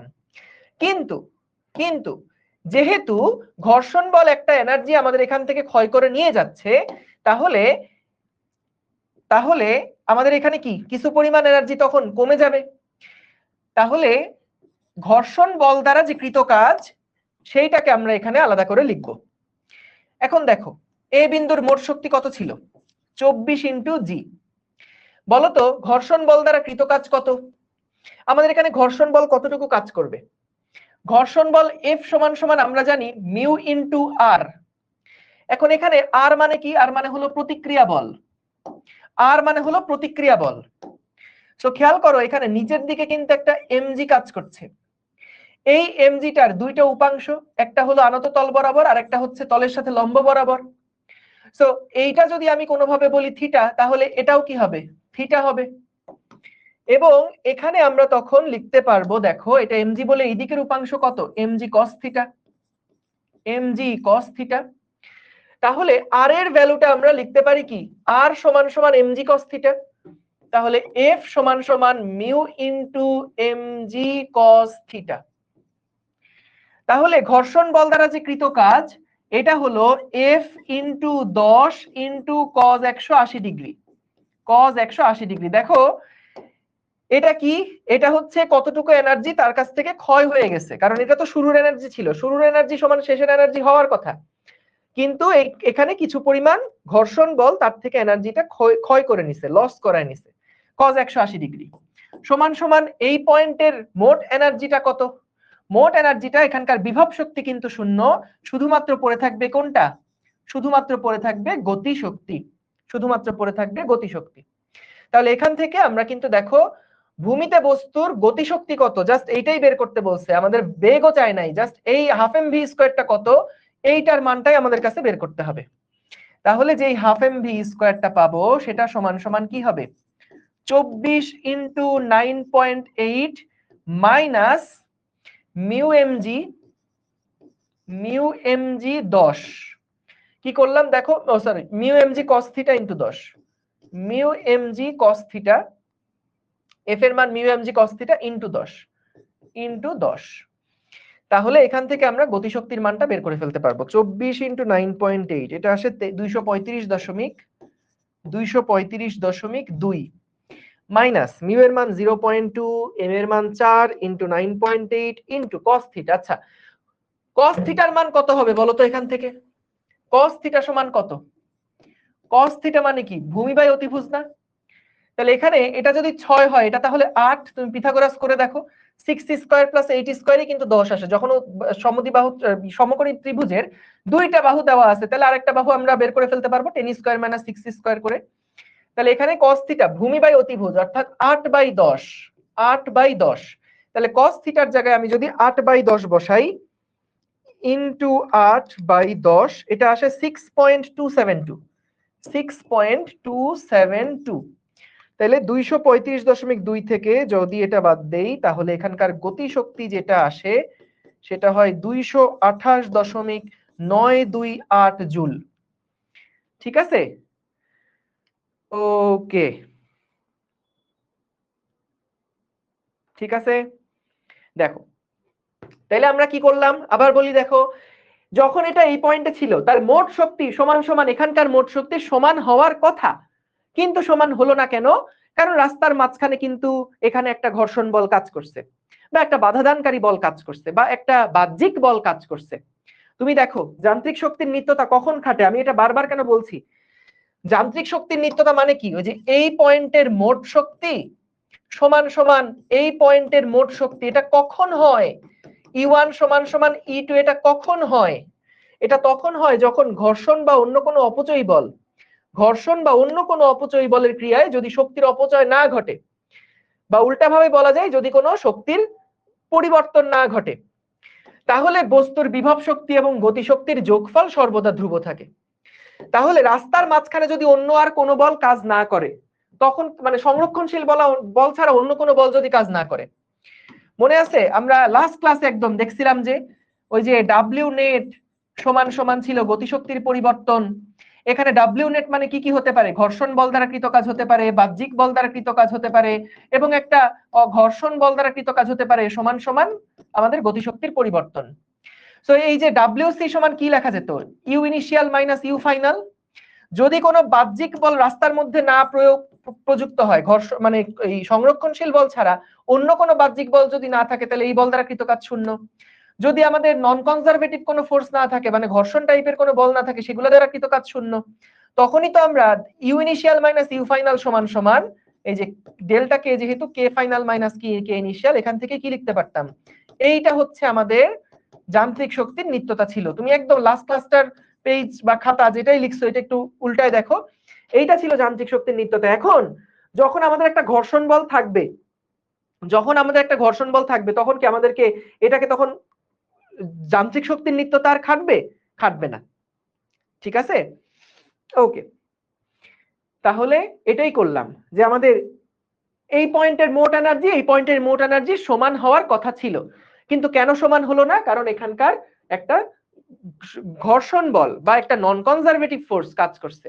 সো এটা আমাদের এনার্জি ক্ষয় করে দিছে। তো এই বিন্দুতে যে মোট এনার্জি ছিল তার থেকে কিছু পরিমাণ এনার্জি হ্রাস বা বৃদ্ধি পাবে। সো যেহেতু ঘর্ষণ বল তাহলে এখানে হ্রাস পাইছে, এবং তারপরে আমরা এখান থেকে বললাম। এখন বলতে পারো যে ভাইয়া আপনি দেখেন একটা চিটিং করছেন। কি চিটিং করছেন? আপনি এখান থেকে যখন এখানে নামছে তখন তো এমজি বল দ্বারা কৃত কাজ আর এখানে হিসাব করেন নাই, এখানে তো এই বস্তুটার উপর এমজি বলও কাজ করতেছে, তো আপনি তো এখানে এমজি বল দ্বারা কৃত কাজ তো হিসাব করলেন না, এখানে তো শুধু ঘর্ষণ বল দ্বারা কৃত কাজটারে প্রায়োরিটি দিলেন কেন? কারণ দেখো আমরা কিন্তু এখানে যখন এই বস্তুটাকে নিচের দিকে নামাইছি তখন এই দেখো তো এই সূত্রের মধ্যে আমরা কি যে এই ডাব্লিউসিটাকে কিন্তু বিভব শক্তির পরিবর্তন আকারে লিখে তারপরে প্রকাশ করছিলাম, বিভব শক্তির পরিবর্তন আকারে লিখে ডাব্লিউসি কে প্রকাশ করছিলাম। সো এটা কিন্তু কনজারভেটিভ বল দ্বারা কৃত কাজ বা সংরক্ষণশীল বল দ্বারা যে কৃত কাজ ছিল সেই কৃত কাজটাকে আমরা যখন এখানে লিখছি, এইখানে কিন্তু আলাদা করে দেখো আর এমজিএইচ টাইপের কিন্তু কিছু আর থাকবে না, কারণ সংরক্ষণশীল বল দ্বারা যত টাইপের কৃত কাজ সবগুলা কিন্তু এর মধ্যে ঢুকে গেছে, এর মধ্যে ঢুকে গেছে। ঠিক আছে, এবং এটা বিভব শক্তির ফরম্যাটে আমরা লিখতেছি। সংরক্ষণশীল বল দ্বারা কৃত কাজ এটা বিভব শক্তির ফরম্যাটে আমরা এটাকে লিখছি। বুঝতে পারছো? তো এই জন্য আমরা দেখো এখানে কিন্তু এই যে এটা হচ্ছে আমাদের সেই বিভব শক্তির ফরম্যাটে লেখা ইএ যেটা এমজিএইচ, এবং এই পয়েন্টের যে বিভব শক্তি সেটা আসলে কত, 0। তাহলে আমাদের দুইটার মধ্যে বিভব শক্তির পার্থক্য এখানে থাকলো। এই পাশে দেখো গতিশক্তির একটা পার্থক্য, আর এখানে হচ্ছে ওই ঘর্ষণ বল দ্বারা কৃত কাজ। ঠিক আছে, 6.27 আর 62.7 দেখো একটু হিসাব করে, যদি আমার হিসাব ভুল হয়ে থাকে তাহলে তো হইলই। দেখো তো একটু দেখো, মিউ মানে কত, মিউ মানে 0.2 ইন্টু এম মানে কত, এম মানে 4 ইন্টু 9.8 ইন্টু 8/10, না ঠিকই আছে, এটা এফ, ও তারপর আবার 10 হয়, ও সরি সরি সরি 62 পয়েন্ট হবে, হ্যাঁ গুড থ্যাংক ইউ, এটা হবে হচ্ছে 62 পয়েন্ট সামথিং। তাহলে 235.2 থেকে 62.72 বাদ দিলে আসে 172, থ্যাংক ইউ, এটা আসে 172, যোগ বিয়োগে ভুল ছিল, 172.48 জুল। ঠিক আছে, বুঝতে পারছি সবাই? আচ্ছা, তারপরের প্রশ্ন কি? তারপরের প্রশ্ন হচ্ছে যে আনত তলবে নেমে আসার পর আনুভূমিক পথে বস্তুটা কত দূর গিয়ে থেমে যাবে। অর্থাৎ যখন বস্তুটা এই জায়গাতে আসলো, এখন এই জায়গাতে আসার পরে কি হবে, এই জায়গাতে আসার পরে সে তো এরকম গড়ায় যাবে, তো কত দূরত্ব পর্যন্ত গড়ায় গিয়ে সে থেমে যাবে, এটা আমাদের বের করতে বলছে। অর্থাৎ দেখো পুরা গতিশক্তিটা কিন্তু তার বিনষ্ট হয়ে যাবে ঘর্ষণ বল দ্বারা কৃত কাজের মাধ্যমে। তাহলে বি বিন্দুতে যে মোট গতিশক্তি, সেই মোট গতিশক্তি 172, মোট গতিশক্তি 172.48, এই সম্পূর্ণ এনার্জিটা আমাদের ঘর্ষণ বল দ্বারা যে কৃত কাজ সেটা কিন্তু শেষ করে ফেলবে। বুঝতে পারছো? ঘর্ষণ বল দ্বারা যে কৃত কাজ এটাই কিন্তু, এইখানে যে এনার্জিটা ছিল, গতিশক্তি সম্পূর্ণ ছিল, ঘর্ষণ বল তার বিপরীত দিকে কাজ করে কিন্তু সম্পূর্ণ এনার্জিটাকে নষ্ট করে ফেলবে বা কমায় ফেলবে। তাহলে এখান থেকে আমরা এক্স এর মান পেয়ে যাব, কিন্তু সাবধান, বলতো এখানে যে ঘর্ষণ বলটা, এই তলে যে ঘর্ষণ বল কাজ করবে সেটা কি এটার মতন? না তো, এই তলে ঘর্ষণ বল কাজ করবে হচ্ছে mu into MG into x, mu into MG into x. তাহলে এক্স এর যে মান সেটা কত হবে, 172.48 ডিভাইডেড বাই 0.2 ইন্টু 4 ইন্টু 9.8, দেখো কত হয়, divided by 0.2 divided by 4 divided by 9.8, এটা আসে 22। তার মানে 22 মিটার দূরত্ব গিয়ে এটা পরে থেমে যাবে, 22 মিটার দূরত্ব গিয়ে থেমে যাবে। হ্যাঁ, এমসিকিউ তে গিয়ে করলে তো আসলেই সমস্যা। ঠিক আছে, নেট আমার ঠিক আছে, নেট আমার ঠিক আছে, একদম ক্লিয়ার আজকে। এবার চলো এই ম্যাথটা পুরাটা যদি আমরা কাজ শক্তি উপপাদ্য দিয়ে করি তাহলে কি হয়, পুরাটাই কাজ শক্তি উপপাদ্য দিয়ে করব, শক্তি সংরক্ষণশীলতা দিয়ে করব না, শক্তি সংরক্ষণশীলতা দিয়ে করব না, আমরা চাই এটাকে কাজ শক্তি উপপাদ্য দিয়ে করতে। ঠিক আছে, কাজ শক্তি উপপাদ্য দিয়ে করি, তাহলে কি হবে দেখো, কাজ শক্তি উপপাদ্য সবচেয়ে মজার। বস্তুর উপরে কৃত মোট কাজ হচ্ছে বস্তুর গতিশক্তির পরিবর্তনের সমান। এখন আমাকে একটা জিনিস বলো তো, এইখানে বস্তুর গতি বেগ ছিল 0 মিটার পার সেকেন্ড, যখন সে থেমে গেল এখানেও তার বেগ কত বলো তো, 0 মিটার পার সেকেন্ড না? তাহলে পুরা রাস্তা নিয়ে তুমি যদি চিন্তা করো তাহলে আমাদের গতিশক্তির যে পরিবর্তন এটা আসলে কত, half M zero square minus half M zero square, গতিশক্তির পরিবর্তন 0। এখন দেখো আমাদের আর কি কি কাজ এই পুরো রাস্তা জুড়ে হয়েছে সেগুলো আমরা এখানে একটা একটা করে লিখব। যেমন এমজি বল দ্বারা এখন একটা কাজ হয়েছে, তাহলে এমজি বল দ্বারা কৃত কাজ কত, এমজি ইন্টু 6, তাই না? মহাকর্ষ বল দ্বারা যে কৃত কাজ সেটা কত হচ্ছে, এই যে বল ইন্টু বলের দিকে সরণ, এমজি ইন্টু 6, প্লাস এই রাস্তায় যে ঘর্ষণ বল, সেই ঘর্ষণ বল দ্বারা কৃত কাজ, সেই ঘর্ষণ বল দ্বারা কৃত কাজ হচ্ছে এই যে ঘর্ষণ বল 1 ইন্টু 10, বা একবারে মাইনাস লিখে ফেলি কারণ cos 180 ডিগ্রি তো হবে, বুঝতেই পারছো। So minus f1 into 10 minus f2 into x, দেখো তো লিখলাম কি, বুঝছো কিনা? এই রাস্তায় যে ঘর্ষণ বল এটা হলো f1, এবং এই রাস্তায় যে ঘর্ষণ বল এটা হলো f2, দেখো বুঝছো কিনা? যে f1 রাস্তায় ঘর্ষণ বল দ্বারা কৃত কাজ f1 ইন্টু 10, আর এই রাস্তার দূরত্ব যদি আমি x ধরে নেই তাহলে minus f2 into x। Minus কেন? কারণ ঘর্ষণ বল দ্বারা কৃত কাজ হচ্ছে যেহেতু ঋণাত্মক বা cos 180 ডিগ্রি, বল আর সরণের মধ্যবর্তী কোণ 180 ডিগ্রি। তাহলে এখান থেকে আমরা সরাসরি x এর মান কিন্তু বের করে ফেলতে পারবো। দেখো যে mg ইনটু 6, ওই পাশে তো 0, তো সবগুলোকে ওই যদি ওই পাশে নিয়ে যাই, f1 মানে কি হবে? f1 মানে হচ্ছে mu into mg into cos theta into 10, আর হচ্ছে প্লাস f2 মানে কত? Mu into mg into x। তুমি এখান থেকেও x এর মান হিসাব করো, দেখো m গুলা সব কাটাকাটি হয়ে যায়, m গুলা সব কাটাকাটি হয়ে যায়, তাহলে x এর যে মানটা দেখো এটার মানও আসবে 22, x এর মানও দেখবা আসছে কত? 22। তো তাহলে যে কোনো ম্যাথ তুমি দেখবা সাধারণভাবে কাজ শক্তি উপপাদ্য দিয়ে যদি করো, এটা সবচেয়ে ছোট সহজ হয়ে যায়। উচ্চতা 10 ছিল না, না এ দেখো বলছে কি 10 মিটার লম্বা ছিল, 6 মিটার উঁচু ছিল, 6 মিটার উঁচু 10 মিটার লম্বা। mg ইনটু 6 হলো কিভাবে? এই যে আনত তলে mg বল দ্বারা কৃত কাজ করাইছি না, এখানে যদি একটা বস্তু থাকে গড়ায় গড়ায় পড়ুক, কিন্তু মহাকর্ষ বল দ্বারা কৃত কাজ কি হবে? বল, যে কোনো বল দ্বারা কৃত কাজে কি বল ইনটু বলের দিকে সরণ, তো যখন এটা এদিক থেকে এদিকে পড়লো তখন বলের দিকে সরণ কি এইটুকু না, তো mg ইনটু mg এর দিকে সরণ, দেখো এই যে mg h। ঠিক আছে, ঠিক আছে, দেখো ওকে, তাহলে বুঝতে পারলাম। এটা তো বি নাম্বার প্রশ্ন সলভ করলাম, এটা কি ছিল? বি নাম্বারটা। আচ্ছা যদি এ নাম্বারটা করতে চাই তাহলে কি হবে? এ নাম্বারটা যদি করতে চাই তাহলে এখানেও mg বল দ্বারা কৃত কাজ হচ্ছে mg ইনটু 6 মাইনাস হচ্ছে mu mg cos theta into 10, এটা হলো যতগুলো বল কাজ করছে সবগুলো বল দ্বারা কৃত কাজ সমান সমান গতিশক্তির পরিবর্তন। তাহলে গতিশক্তির পরিবর্তন হচ্ছে হাফ mv স্কয়ার মাইনাস 0।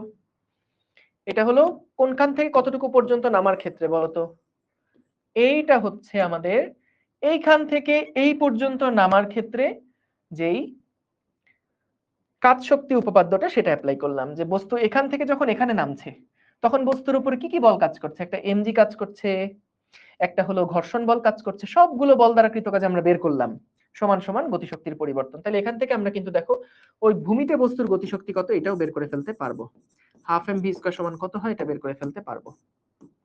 ঠিক আছে, আর প্রথমবার কি করছিলাম এখানকার মোট শক্তি সমান এখানকার মোট শক্তি, তো আসলে হচ্ছে না, তো বিয়োগ করে ফেললেই ঘর্ষণ বল দ্বারা কত কৃত কাজ হয়েছে সেটা বের করে ফেলছিলাম। ক্লিয়ার? দেখো বুঝেছো কি না? বুঝতে পেরেছো?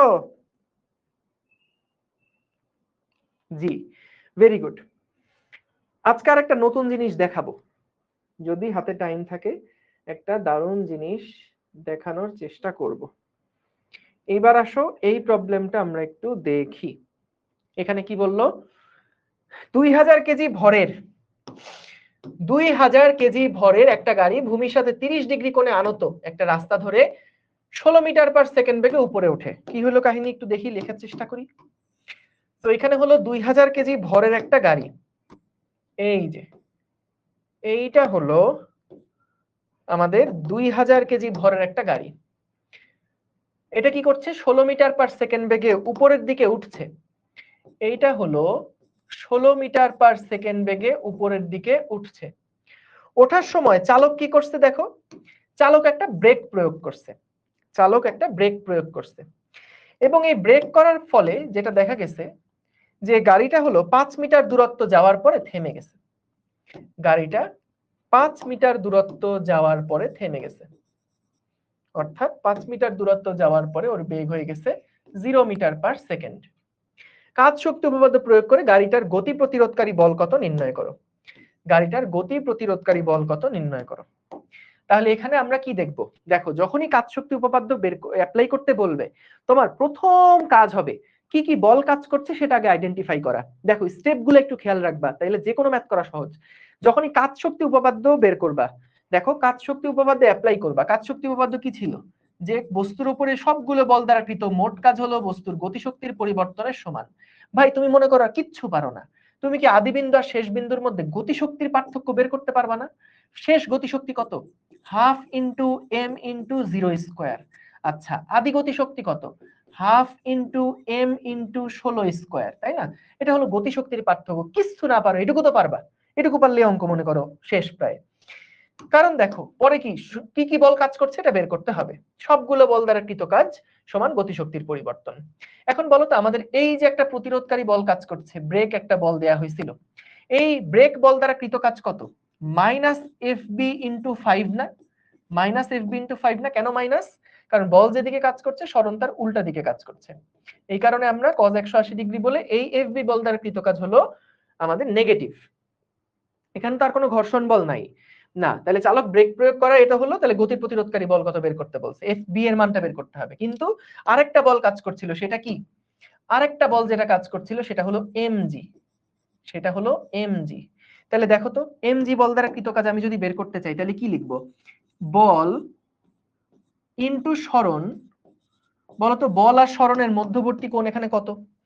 বল আর সরণের মধ্যবর্তী কোণ এখানে কত? বল আর সরণের মধ্যবর্তী কোণ এখানে কত? এই কোণটা কত হবে বলতো? তোমাকে প্রশ্নে দেওয়া ছিল এটা 30 ডিগ্রি, তোমার প্রশ্নের মধ্যে দেওয়া আছে এইটা হলো 30 ডিগ্রি। তুমি চাচ্ছ যে এই কোণটা কত বের করতে, এই কোণটা কত বের করতে, কিভাবে করবা? এইটা যদি 30 ডিগ্রি হয় ভাইয়া, এইটা কত ডিগ্রি? এটা 60 ডিগ্রি না? এইটা যদি 60 ডিগ্রি হয় তাহলে আমাদের বাকি অ্যাঙ্গেলটুকু কত? 180 থেকে 180 থেকে যদি 60 বাদ দাও তাহলে কত হবে? 120 ডিগ্রি হবে না? তো তাহলে এখানে cos 120 ডিগ্রি, cos 120 ডিগ্রি। দেখো বুঝেছো কিনা? cos 120 degree. তাহলে cos 120 এর মান মাইনাস হাফ, তাহলে এখান থেকে আসছে m এর মান কত? 2000। তাহলে 2000 into 9.8 into 5 into minus half minus f b into 5 সমান সমান minus half m 16 square, half m 16 square. তাহলে এখান থেকে আমরা কিন্তু দেখো এফ বি এর যে ভ্যালুটা সেটা বের করে ফেলতে পারবো। ক্লিয়ার? বুঝছি সবাই?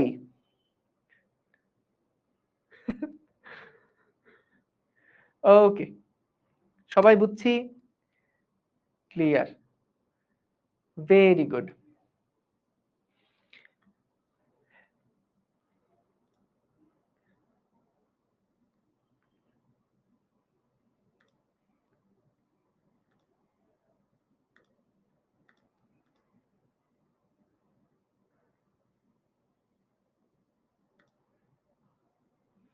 ওকে, গেল। কত আসছে? 41,400। ঠিক আছে, আসতে পারে। ক্যালকুলেশন করে দেখো কি আসে। হ্যাঁ, ক্যালকুলেশন করে দেখো কি আসে, ক্যালকুলেশন করে দেখো কি আসে। আচ্ছা, এইখানে একটা সিম্পল ম্যাথ প্রবলেম আছে। হ্যাঁ, এইখানে একটা সিম্পল ম্যাথ প্রবলেম আছে, এটা পারবা। আমি তার আগে আরেকটা ম্যাথ প্রবলেম একটু দেখাই আসি। তারাও খুব বাচ্চাকালে আমরা এরকম একটা প্রবলেম করতাম, মনে আছে? আমরা এরকম একটা প্রবলেম করতাম যে যে মনে করো এটা হলো আমাদের একটা গুলি, এইটা হচ্ছে গিয়ে আমাদের একটা গুলি। তো ভাই এই গুলিটা কি করবে?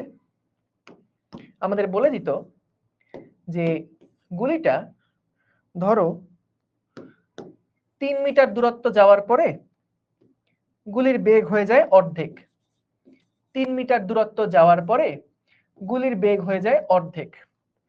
প্রশ্ন করত যে তাহলে এই গুলিটা আর কতটুকু দূরত্ব যাবে, গুলিটা আর কতটুকু দূরত্ব যাবে, এইটা আমাদের প্রশ্ন করত, মনে আছে?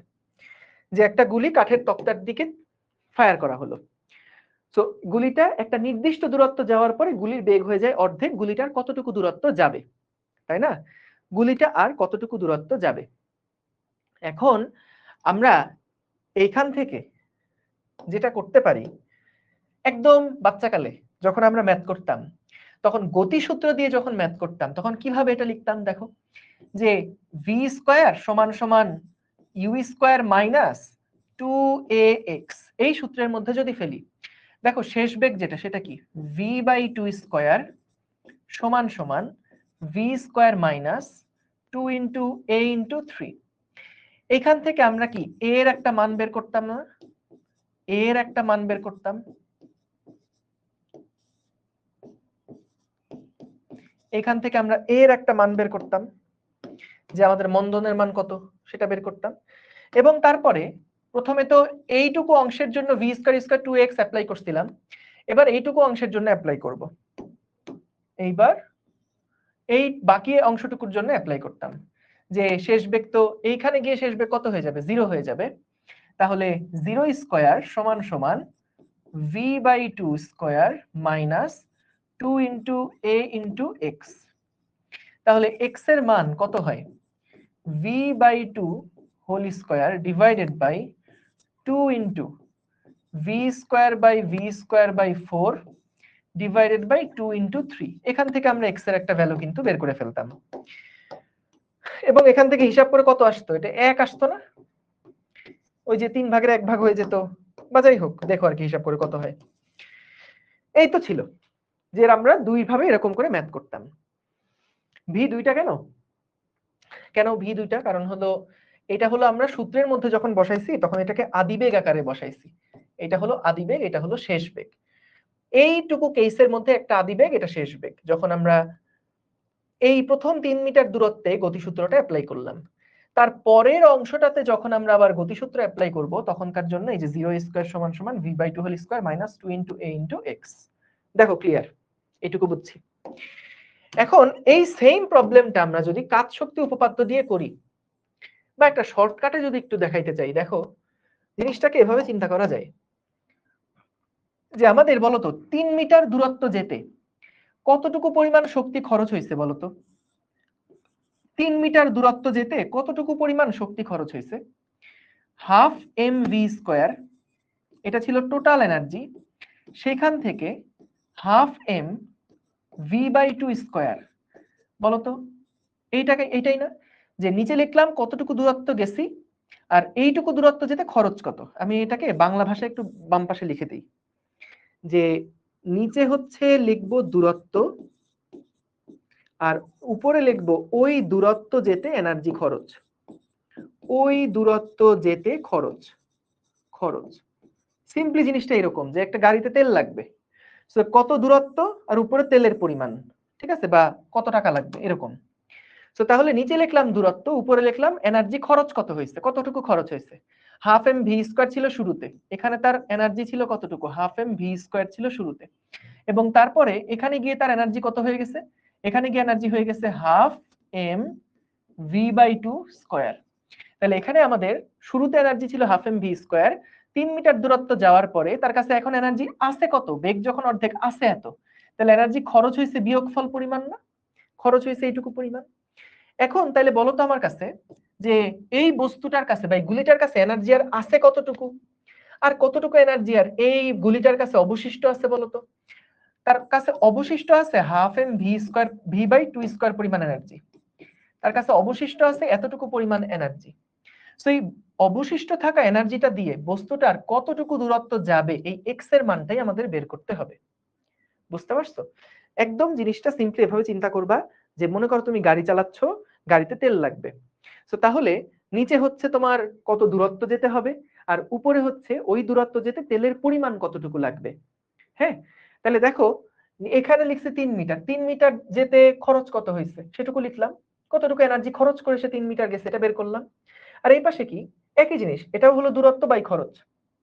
তাহলে এখানে বাকি এক্স দূরত্ব সে যাবে, এক্স এর মান কত হবে তার রিমেইনিং এনার্জিটা নিয়ে, তার কাছে এনার্জি আর আছে এতটুকু, এতটুকু এনার্জি নিয়ে সে আর যাবে কতটুকু। এখন দেখো এই অনুপাতটা যখন লিখবো, ভাই অনুপাতটা কিভাবে আসলো সেটা ব্যাখ্যা দিব, চিন্তা করো না, কিন্তু এটাকে আমরা আরো স্মার্টলি কিভাবে পরীক্ষায় প্রেজেন্ট করতে পারি দেখো, বিশেষ করে এগুলো এমসিকিউ তে গিয়ে পরে কাজে লাগবে। দেখো সবগুলা এম যদি কেটে দাও, হাফ এম কে যদি কেটে দাও, তাহলে দেখো সূত্রটা আরো স্মার্ট লাগবে দেখতে। কেমন, যে ভি স্কয়ার মাইনাস ভি, তোমার মনে মনে কিন্তু হাফ এম কথাটা আছে, মনে মনে হাফ এম কথাটা আছে, কিন্তু হাফ এম তুমি লিখবা না, কারণ জানো দুই পাশ থেকে কাটাকাটি হয়ে যাবে। তাহলে এইভাবে করে যদি লেখো, দেখো আমরা কিন্তু এক্স এর মানটা এখান থেকে বের করে ফেলতে পারবো, এক্স এর মানটা এখান থেকে বের করে ফেলতে পারবো, ঠিক আছে, এক্স এর মানটা এখান থেকে বের করে ফেলতে পারবো। তাহলে আমরা এই তো যেভাবে হয় বের করবা, ঠিক আছে, এবং একদম এখানে যা আসছে সেটাই কিন্তু পাবা, যা আসছে সেটাই কিন্তু পাবা। দেখো বিশ্বাস না হলে 2 2 কাটাকাটি হয়ে গেছে, তাই না? তাহলে এখানে x এর মান যখন বের করব v/2 whole square divided by কি থাকবে, এখানে একটা 3 চলে আসবে, আর এখানে থাকবে v square minus b square by 4। এই দেখো, এই 3টা যদি উপরে চলে যায় এক্স্যাক্টলি এই সমীকরণে কিন্তু আসতেছে, এক্স্যাক্টলি এই সমীকরণই আসছে। বুঝতে পারছো? গেল। এখন দেখো যে ভাই এই সূত্রটা আসলে কাজ করতেছে কেন, এটা কোথাকার সূত্র, দূরত্ব যেতে খরচ বাই দূরত্ব, এটা কিভাবে আসলো? তুমি খেয়াল করো, যখন একটা বস্তু ডান দিকে যাচ্ছে তখন কিন্তু তার উপরে যেই আমাদের বাধা বল দ্বারা কৃত কাজ, সেই বাধা বল দ্বারা কৃত কাজ কি, এফ ইন্টু এক্স না? এই বাধা বল দ্বারা কৃত কাজ সমান সমান হচ্ছে, এটা তো মাইনাস, সমান সমান হচ্ছে আমাদের গতিশক্তির পরিবর্তন। এবং আমরা যদি এভাবে চিন্তা করি যে ধরো আমাদের পুরাটা রাস্তা যখন বাম দিক থেকে ডান দিকে গেল, জিনিসটাকে এভাবে দেখাই, যে মনে করো এখানে কোনো একটা গুলি আছে, গুলিটা ভি বেগে যাত্রা শুরু করছে, একটা নির্দিষ্ট দূরত্ব যাওয়ার পরে এই পাতের মধ্যে মনে করো এই ডি দূরত্ব যাওয়ার পরে আমাদের গুলির বেগ হয়ে গেছে 0। তাহলে এখান থেকে আমরা কি লিখতে পারি, যে ঘর্ষণ বল দ্বারা বা এখানে বাধাদানকারী বল দ্বারা কৃত কাজ কত, বাধাদানকারী বল দ্বারা কৃত কাজ হচ্ছে F into D into cos 180 degree সমান সমান গতিশক্তির পরিবর্তন কত, 0 minus half M V square. এখন খেয়াল করো, এই যে এফ ডি কজ 180 ডিগ্রি যে লিখলাম, এটা আসবে মাইনাস এফ ইন্টু ডি, আর এখানে থাকবে minus half M V square. একটা জিনিস খেয়াল করো, মাইনাস মাইনাস তো কাটাকাটি হয়ে যায়, এটা কিন্তু তোমার গতিশক্তি, আর এটা হলো এফ ইন্টু ডি। খেয়াল করছো যে এরা পরস্পর, যেহেতু আমাদের পুরাটা রাস্তা জুড়ে বাধা বলটা কনস্ট্যান্ট, বাধা বলটা যেহেতু পুরা রাস্তা জুড়ে কনস্ট্যান্ট, বাধা যেই বলটা, বাধা বলটা যেহেতু পুরা রাস্তা জুড়ে কনস্ট্যান্ট, তাহলে আমরা লিখতে পারি না যে ডি ইজ প্রপোর্শনাল টু ই কে, এভাবে লেখা যায় না? সো তাহলে দুইটা যেহেতু প্রপোর্শনাল, তাহলে আমরা লিখতে পারি এভাবে যে E K divided by D, E K 1 divided by D 1, আর এখানে E K 2 divided by D 2। তার মানে কি, এটার মানে হচ্ছে যে এটার মানে কি ছিল, এটার মানে ছিল ই কে পরিমাণ গতিশক্তি খরচ হয় ডি দূরত্ব যেতে। খেয়াল করছো, এখানে প্রত্যেকটা তুমি টার্ম দেখো, ই কে পরিমাণ গতিশক্তি ব্যয় হয়েছে না, এখানে হাফ এম ভি স্কয়ার থেকে যখন 0 হয়ে গেছে তখন কতটুকু পরিমাণ এনার্জি ব্যয় হয়েছে, ই কে পরিমাণ এনার্জি ব্যয় হয়েছে কত দূরত্ব যেতে, ডি দূরত্ব যেতে। তাহলে এখানে বিষয়টা দেখো, যেহেতু প্রপোর্শনাল তার মানে এটা খরচ, আর এটা ওই কত দূরত্ব, সো দূরত্ব ইজ প্রপোর্শনাল টু খরচ, যত দূরে যেতে চাইবো তত খরচ বাড়বে, এটাই স্বাভাবিক। তাহলে এখানে E K divided by D যদি লেখো, তার মানে হলো ডি 1 দূরত্ব যেতে খরচ হয় এত, ডি 2 দূরত্ব যেতে খরচ হবে কত, বা ডি 1 দূরত্ব যেতে খরচ হয় এত, তাহলে এত খরচ করলে কত দূরত্ব যেতে পারবো, একদম প্রপোর্শনাল সম্পর্ক কিন্তু। বুঝতে পারছো? একদম প্রপোর্শনাল একটা সম্পর্ক। তাহলে চলো এই কনসেপ্টটা থেকে আমরা আরো কিছু জটিল ম্যাথ একটু দেখি, জটিল না, মজার। যদি তুমি এই নিয়মে না করো তাহলে দেখা যাবে অনেক বড় একটা প্রবলেম হয়ে যাবে, কিন্তু এই নিয়মটা আমাদের অনেক জায়গা থেকে সেভ করবে। বুয়েটে একটা প্রশ্ন আসছিল এইরকম টাইপের, কিন্তু আমি ওইটার থেকে আরেকটু অ্যাডভান্স প্রবলেম দেখাই। সো মনে করো আমাদের কাছে একটা তক্তা আছে, একটা তক্তা না, আমাদের কাছে অনেকগুলা তক্তা আছে। মনে করো 3টা তক্তা আছে আমাদের কাছে এরকম মনে করো 3টা তক্তা আছে। কি দেখা গেল আমাদের কাছে, দেখা গেল, দাঁড়া আমি একটু ডিজাইনটা করে নিই। হ্যাঁ, ডিজাইন না করলে ভাল লাগবে না, দেখবা যে মানে রাত্রেবেলা যখন ঘুমাতে যাবা তখন খারাপ লাগবে, মনে হবে যে ইস আসলে কেন এরকম করলাম। সো একটা মনে করো কাঠ হতে পারে, একটা কাঁচ হতে পারে, আর একটা তামা হতে পারে, যে কোনো পদার্থ হতে পারে। হ্যাঁ, তো দেখা গেল যে আমাদের একটা গুলি, এই যে একটা গুলি, এই গুলিটাকে যখন আমরা এত পুরুত্বের, এই গুলিটাকে যখন আমরা, এটা এ নামক পদার্থ, এটা হচ্ছে বি নামক পদার্থ, এটা হলো সি নামক পদার্থ। দেখা গেল এই ভি বেগের গুলিকে যখন আমরা করব, যখন ভি বেগে একটা গুলি ফায়ার করব, তখন দেখা গেল এ পদার্থের মধ্যে সেটা 10 মিটার দূরত্ব যাওয়ার পরে তার বেগ হয়ে যায় 0। কি হয়ে যায় বেগ? 10 মিটার দূরত্ব যাওয়ার পরে গুলিটার বেগ হয়ে যায় 0। যখন আমি বি পদার্থের ক্ষেত্রে আসলাম, তখন দেখা যায় যে এটা হলো মাত্র 2 মিটার দূরত্ব না, এটা মনে করো মাত্র 8 মিটার দূরত্ব যাওয়ার পরে, এটা হচ্ছে 8 মিটার দূরত্ব ছিল, তো এই গুলিটা দেখা যায় 8 মিটার পথ অতিক্রম করার পরে যখন বাইরে বের হয় তখন তার বেগ হয়ে যায় 0। সি পদার্থের ক্ষেত্রে যখন ধরো এটা 12 মিটার, মানে সি ম্যাটেরিয়ালের মধ্যে 12 মিটার দূরত্ব অতিক্রম করার পরে দেখা যায় তার বেগ হয়ে যায় 0। তিনটা ইনফরমেশন দেওয়া আছে, বুঝতে পারছো কি দেওয়া? একটু জানাও তো, বুঝছো কিনা কি দেওয়া আছে? তিনটা পদার্থ, একটা হতে পারে কাঠ, একটা হতে পারে গুলি, একটা হতে পারে একটা হতে পারে কাঠ, একটা হতে পারে কাঁচ, একটা হতে পারে তামা, যে কোনো কিছু, যে কোনো ম্যাটেরিয়াল হতে পারে। সেরকম এ বি সি তিনটা ম্যাটেরিয়াল আছে। প্রথম ম্যাটেরিয়ালের মধ্যে 10 মিটার দূরত্ব যাওয়ার পরে গুলির বেগ হয়ে যায় 0। সেই একই ভি বেগে যখন বি ম্যাটেরিয়ালের দিকে তুমি নিক্ষেপ করো তখন দেখা যায় বি ম্যাটেরিয়ালে 8 মিটার দূরত্ব যাওয়ার পরে তার বেগ হয়ে যায় 0। সি ম্যাটেরিয়ালে যখন তুমি তাক করো তখন দেখা যায় সি ম্যাটেরিয়ালের মধ্যে 12 মিটার দূরত্ব যাওয়ার পরে গুলির বেগ হয়ে যায় 0। তাহলে এই তিনটে ইনফরমেশন দেওয়া। এখন আমাদেরকে বলছে ধরো আমরা এমন একটা জায়গায় গুলি করলাম যেখানে এ এর কিছু অংশ আছে, বি এর কিছু অংশ আছে এবং সি এর কিছু অংশ আছে। এরকম সি এর কিছু অংশ আছে, কত করে আছে? ধরো বলে দিল এ আছে হলো 2 মিটার, বি পদার্থটা আছে হচ্ছে ধরো 1 মিটার, সি পদার্থটা আছে ধরো 3 মিটার। এইরকম একটা স্ট্রাকচারের সামনে যখন আমরা সেই সেম ভি বেগে গুলিকে নিক্ষেপ করব, আমাদেরকে বের করতে বলছে যে গুলি নিক্ষেপ করার পরে যখন গুলিটা এই তক্তাগুলা থেকে বের হবে তখন তার শেষ বেগ কত, এইখানে তার শেষ বেগ কত হবে এইটা আমাদেরকে বের করতে বলছে। ঠিক আছে, এখানে তার ফাইনাল বেগটা কত এটাই আমাদেরকে বের করতে হবে। এই প্রশ্ন কি বোঝা গেছে? প্রশ্ন কি বুঝছো? দেখো তো, সো এ ম্যাটেরিয়াল আছে 2 মিটার, বি ম্যাটেরিয়াল আছে হচ্ছে 1 মিটার, সি ম্যাটেরিয়াল আছে হচ্ছে আমাদের 3 মিটার। তাহলে যখন এইরকম একটা স্ট্রাকচারের মধ্যে এটা ভেদ করে যাবে তখন ভেদ করার পরে শেষ বেগ কত হবে বের করতে বলছে। তার আগে কি দেওয়া, যে এ পদার্থের মধ্যে 12 মিটার দূরত্ব যাওয়ার পরে তার বেগ হয়ে যায় 0। বি পদার্থের মধ্যে, হ্যাঁ সবগুলোতে বাধাদানকারী বল তো অবশ্যই ভিন্ন, এখানকার বাধাদানকারী বল কি ডিফারেন্ট না?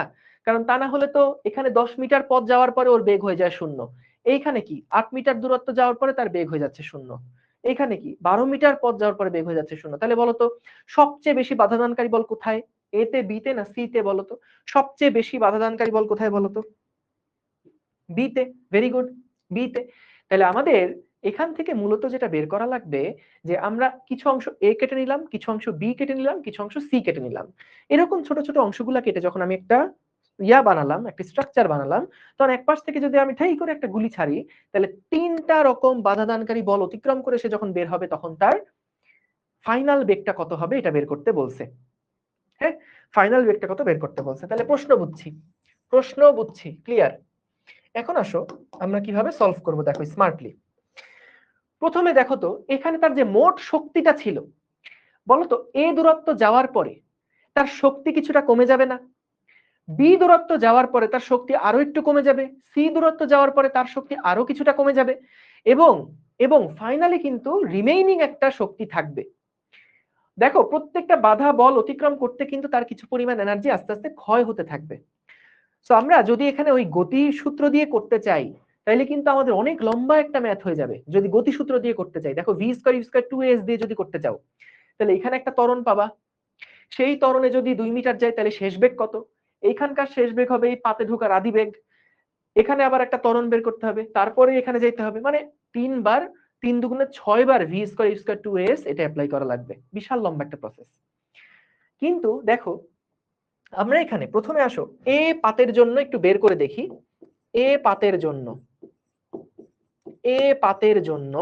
আমরা কি করব, দেখো এ পাতের জন্য আমরা বের করতে চাই যখন এ পাতের ভিতরে এটা 2 মিটার পথ অতিক্রম করবে। আবার শোনো, এ পাতের ভিতরে যখন এটা 2 মিটার পথ অতিক্রম করবে তারপরে তার বেগ কত। এ পাতের ভিতরে 2 মিটার পথ অতিক্রম করার পরে তার বেগ কত এইটা আমরা বের করতে চাই। হ্যাঁ, বা তার শক্তি কতটুকু থাকবে এটা বের করতে চাই।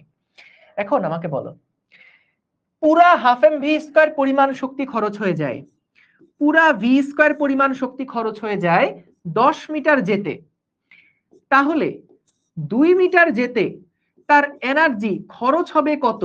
এটাকে আমি ব্র্যাকেটে কে দিয়ে লিখলাম, কে মানে আচ্ছা ধরো এটাকে আমি ওয়েস্ট দিয়ে লিখলাম, ওয়েস্ট, যে কতটুকু খরচ হচ্ছে, এ পাতের জন্য খরচ হবে কতটুকু সেটা আমি এখান থেকে বের করলাম, যে খরচ হবে কতটুকু, ই এ ডাব্লিউ সমান সমান হচ্ছে 2/10 ইন্টু ভি স্কয়ার। ভাই কি করলেন বুঝলাম না। দেখো আমরা এখানে বের করলাম, যেহেতু ভি বেগে এটা গতি পাওয়া শুরু করছিল, সম্পূর্ণ হাফ এম ভি স্কয়ার গতিশক্তিটা খরচ হয়ে গেছে কত দূরত্বে, 10 মিটার দূরত্বে।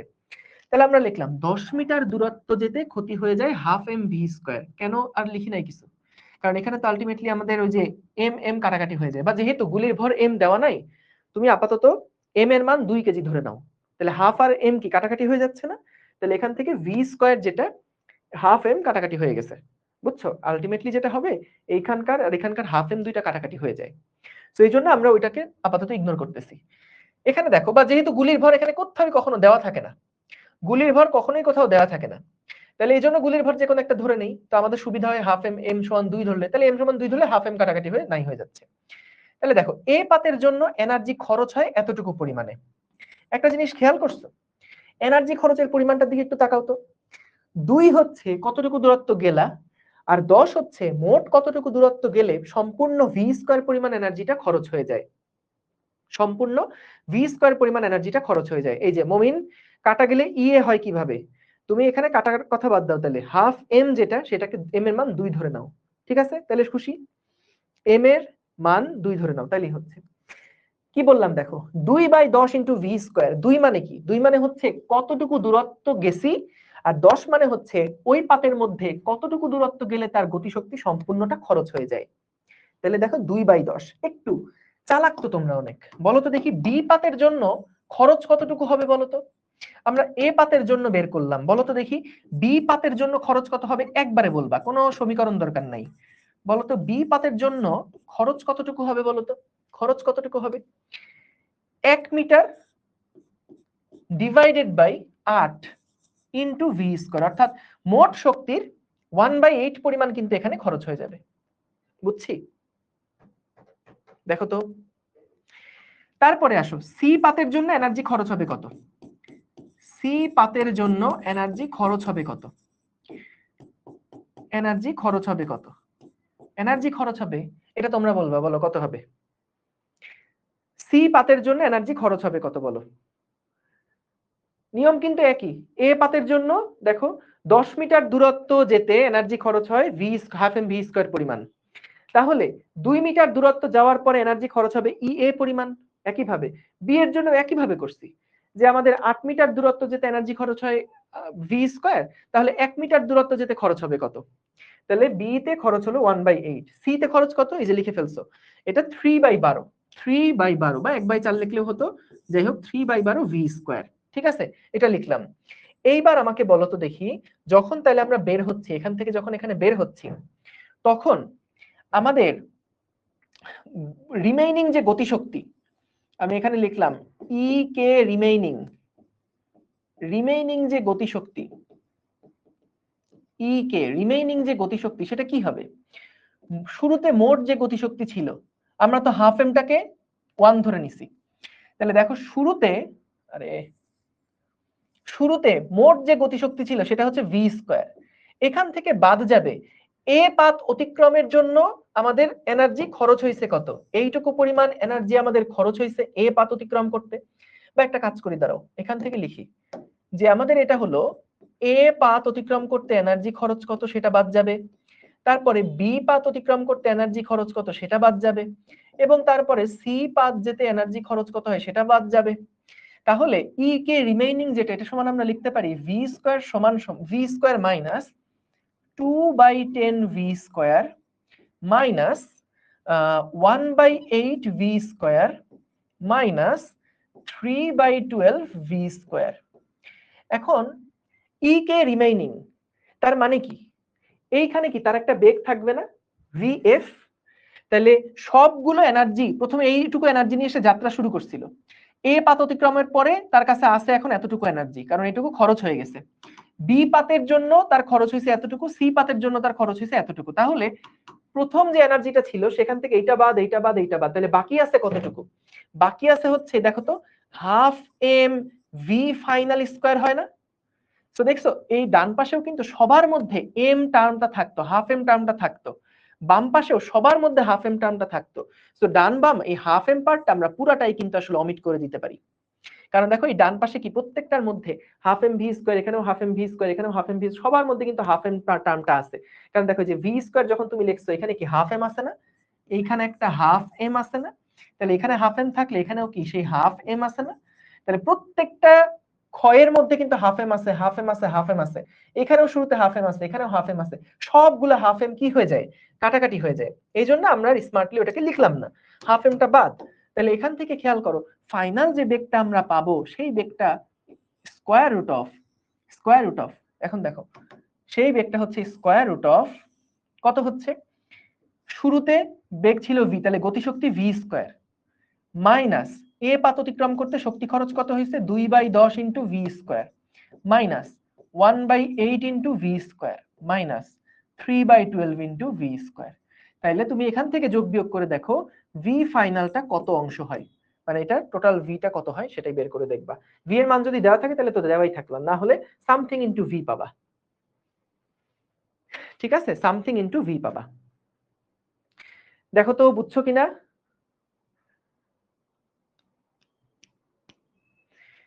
ভাইয়া পটেনশিয়াল বুয়েটিয়ান 24 কোশ্চেন সলভ করান। প্রশ্ন কিন্তু অনেক সুন্দর হয়েছে, প্রশ্নগুলা রেখে দিও, যদিও তোমাদের দেয়া হবে কিনা জানি না, না দেওয়াই উচিত। এটা প্রশ্ন দেখে কি করবা? হ্যাঁ, একজন বলছো 70/40 ভি, 70/40 ভি, তাহলে হয়ে গেল। দেখো এটা কিন্তু অনেক সহজে আমরা করছি, অনেক সহজে আমরা করছি। কারণ তুমি যদি অবজেক্টিভের জন্য দেখো, অবজেক্টিভে যখন আসবে তখন ডিরেক্টলি এইটা লিখতে পারবা, এটা তুমি জানো, এটা তুমি জানো, এবং ফাইনাল যে লাইনটা, একটা কাজ করে দাঁড়াও আর একটা প্র্যাকটিস করাই দিই, আর একটা ম্যাথ প্র্যাকটিস করে ফেলি, চলো ভ্যালুগুলা চেঞ্জ করে একটা ম্যাথ চলো প্র্যাকটিস করি।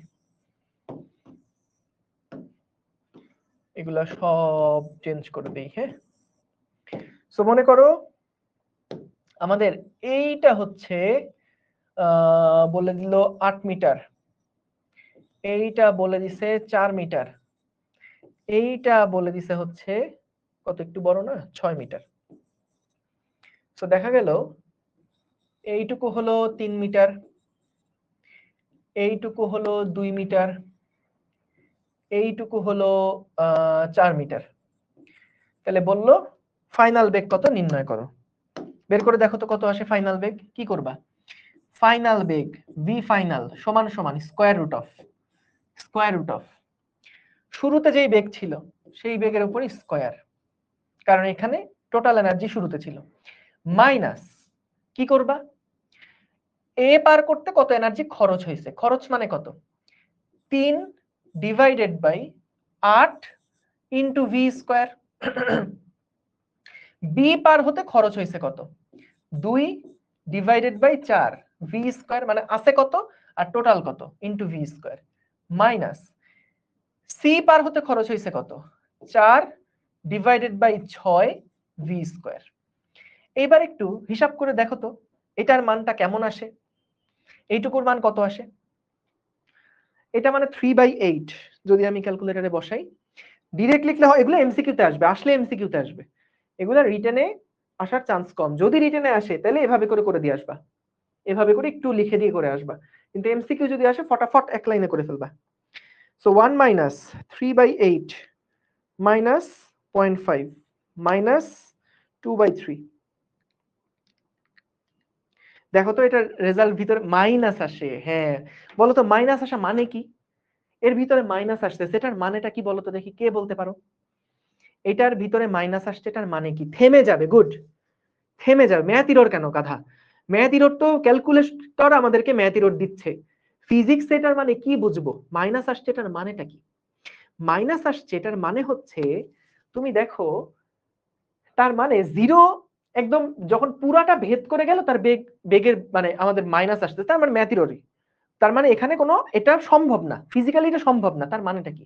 তুমি যদি জিরোতে আসো, তার মানে ওর বেগটা আসলে আরো আগেই জিরো হয়ে যায়, আরো আগেই জিরো হয়ে যায়।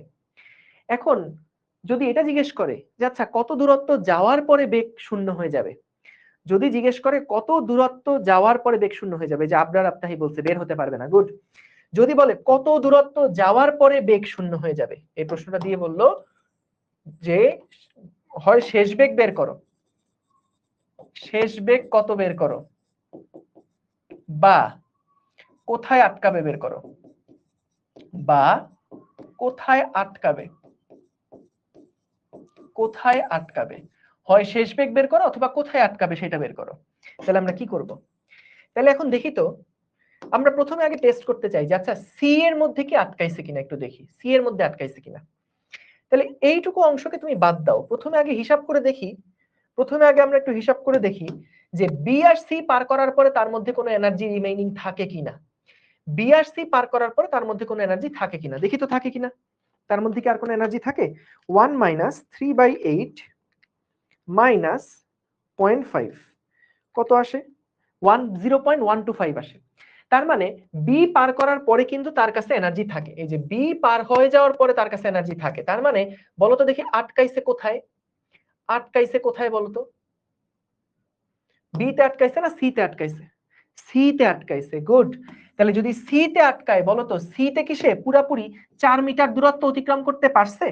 সি তে কি পুরাপুরি 4 মিটার দূরত্ব অতিক্রম করতে পারছে? পারে নাই। সি তে যাওয়ার পরে, সি তে যাওয়ার পরে একটা নির্দিষ্ট দূরত্ব গিয়ে তার বেগ হয়ে গেছে শূন্য। মনে করলাম সি তে যতক্ষণে এক্স দূরত্ব গেছে, এক্স দূরত্ব যাওয়ার পরে তার ফাইনাল বেগ হয়ে গেছে কত? পুরা শক্তি শেষ হয়ে গেছে, পুরা গতি শক্তি শেষ হয়ে গেছে, ফাইনাল বেগ হয়ে গেছে শূন্য। তাহলে আমরা এখান থেকে এখন এক্স এর মানটা কত বের করা লাগবে। বুঝতে পারছো কেন শূন্য দিলাম, কেন এক্স দিলাম? আচ্ছা বলো তো, যদি দেখতাম যে এইটা বাদ দেওয়ার পরেও এইটুকু হিসাব করেই নেগেটিভ আসছে, তার মানে কি বুঝতাম? যদি দেখতাম যে এই হিসাবটা করার পরেও অ্যান্সার নেগেটিভ আসছে, তাহলে কি বুঝতাম? তাহলে কি বুঝতাম যে এইটুকু পার করার পরেও নেগেটিভ আসছে, তাহলে কি বুঝতাম? তাহলে কি সি তে আটকাইছে না বি তে? Nafisa Hasan, very good, B তে আটকাইছে। তাহলে আমরা তাও কনফার্ম না, বি তেও আটকাতে পারে, এ তেও আটকাতে পারে, ঠিক আছে? বি তেও আটকাতে পারে, এ তেও আটকাতে পারে। ওকে, সো তাহলে এইভাবে করে আমরা হিসাবটা করতে পারি। তারপরে ধরো তুমি দেখলা না এটা বাদ দেওয়ার পরেও, এই দুইটা বাদ দেওয়ার পরেও, এই দুইটা বাদ দেওয়ার পরেও অ্যান্সার আমাদের নেগেটিভ আসতেছে, তার মানে কি সেটা এ বিন্দুতে গিয়ে কিন্তু আটকাইছে, বা এ পাতের মধ্যে সেটা আটকায় গেছে, ঠিক আছে? তাহলে আশা করি এটা বুঝতে পারছো। না বুঝলে কি করবা? না বুঝলে এটা নিয়ে চিন্তা করবা, এটা নিয়ে একটু চিন্তা করবা, মাথা হালকা ঠান্ডা করে তারপরে ঠান্ডা মাথায় বুঝবা।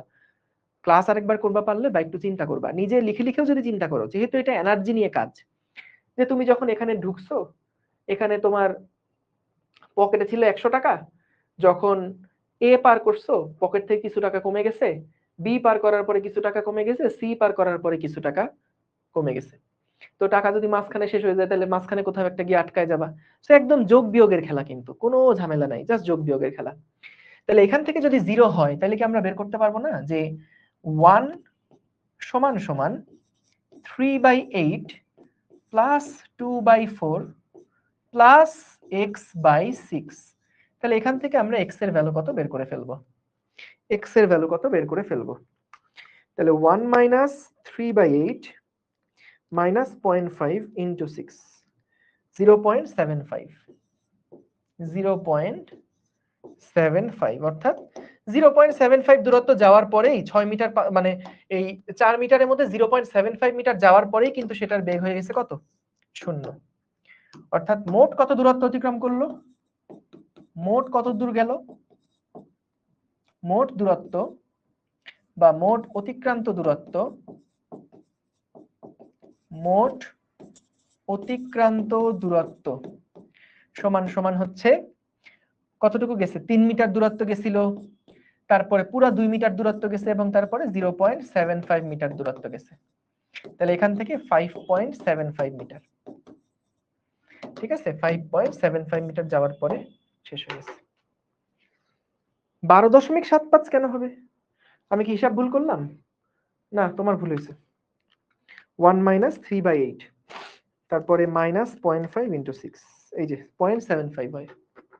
হ্যাঁ 5.75 গুড, ঠিক আছে, ভেরি গুড। তাহলে আমরা বুঝলাম এটা কিভাবে করে করতে হয়। এটা একটা নতুন আইডিয়া ছিল, এটা একটা শর্টকাট। সো তুমি যেটা করবা, এটা সরাসরি যে আমাদের সিকিউতে লাগবে এরকমটা না, এমসিকিউ এবং অ্যাডমিশন টেস্টে তোমার টাইম সেভ করতে এই কনসেপ্টটা কাজে লাগতে পারে। এবং বুয়েটে যে প্রশ্নটা আসছিল সেটা ছিল দুইটা পাত দিয়ে, যে দুইটা পাত ছিল, একটা কত ঠিক আমার মনে নাই, দুইটা পাত দিয়ে তারপরে বলছিল যে শেষ বেগ কত হবে নির্ণয় করো। তো বিভিন্ন গাইড বইগুলোতে দেখা গেছে ওই V square U square 2x ওই নিয়ম দিয়ে করা আছে, গতিবিদ্যা অধ্যায়ের মধ্যে ওটাকে ফেলে দিছে, কিন্তু এটা কাজ শক্তি ক্ষমতা দিয়ে খুব ইজিলি করা যায়। ঠিক আছে, বইটা কবে আসছিল তুমি এটা একটু দেখো, 2010-11 সালের দিকে সম্ভবত, বা আমার ঠিক মনে নাই, ঠিক মনে নাই কবে আসছিল। তবে যদি কাজ শক্তি অধ্যায়ে না পাও তাহলে গতিবিদ্যা অধ্যায়টা দেখবা। হ্যাঁ, গতিবিদ্যা অধ্যায়টা দেখবা। হ্যাঁ, ওই যে EK1/D1 সমান EK2/D2 দিয়ে করলেও উত্তর একই আসবে না, ওইটাই তো আমরা করলাম, ওইটা করেই তো আমরা এই রেজাল্ট আনলাম। এই যে এই সূত্রটা আসছে কোত্থেকে, এই সূত্রটা আসছেই তো আমাদের ওই EK1/D1 EK2/D2 এখান থেকেই আসছে। বুঝতে পেরেছো, এখান থেকেই তো এটা আসলো। ওকে, ঠিক আছে, তাইলে আজকে এই পর্যন্ত থাকলো। আমরা রোববারের দিন ইনশাল্লাহ কাজ শক্তি উপপাদ্য ব্যবহার করে আরো কিছু ম্যাথ প্রবলেম করব, বিশেষ করে ওই যে পেরেক, হাতুড়ি পেরেকের যে অঙ্কগুলো আছে খুবই গুরুত্বপূর্ণ, ওইগুলা আমরা দেখব। এবং সেই সাথে আরো মজার মজার কিছু কাজ শক্তি উপপাদ্যের ম্যাথ আছে, সেগুলো আমরা দেখব। আর তারপর আর কি বাকি থাকবে অধ্যায় বাকি থাকবে আমাদের আর সরল দোলক, ওইটা খুবই সহজ, খুবই খুবই খুবই সহজ একটা টপিক। এবং তারপরে থাকবে হচ্ছে ভর কেন্দ্রের সরণ এবং কুয়া চৌবাচ্চা রিলেটেড প্রবলেম গুলা।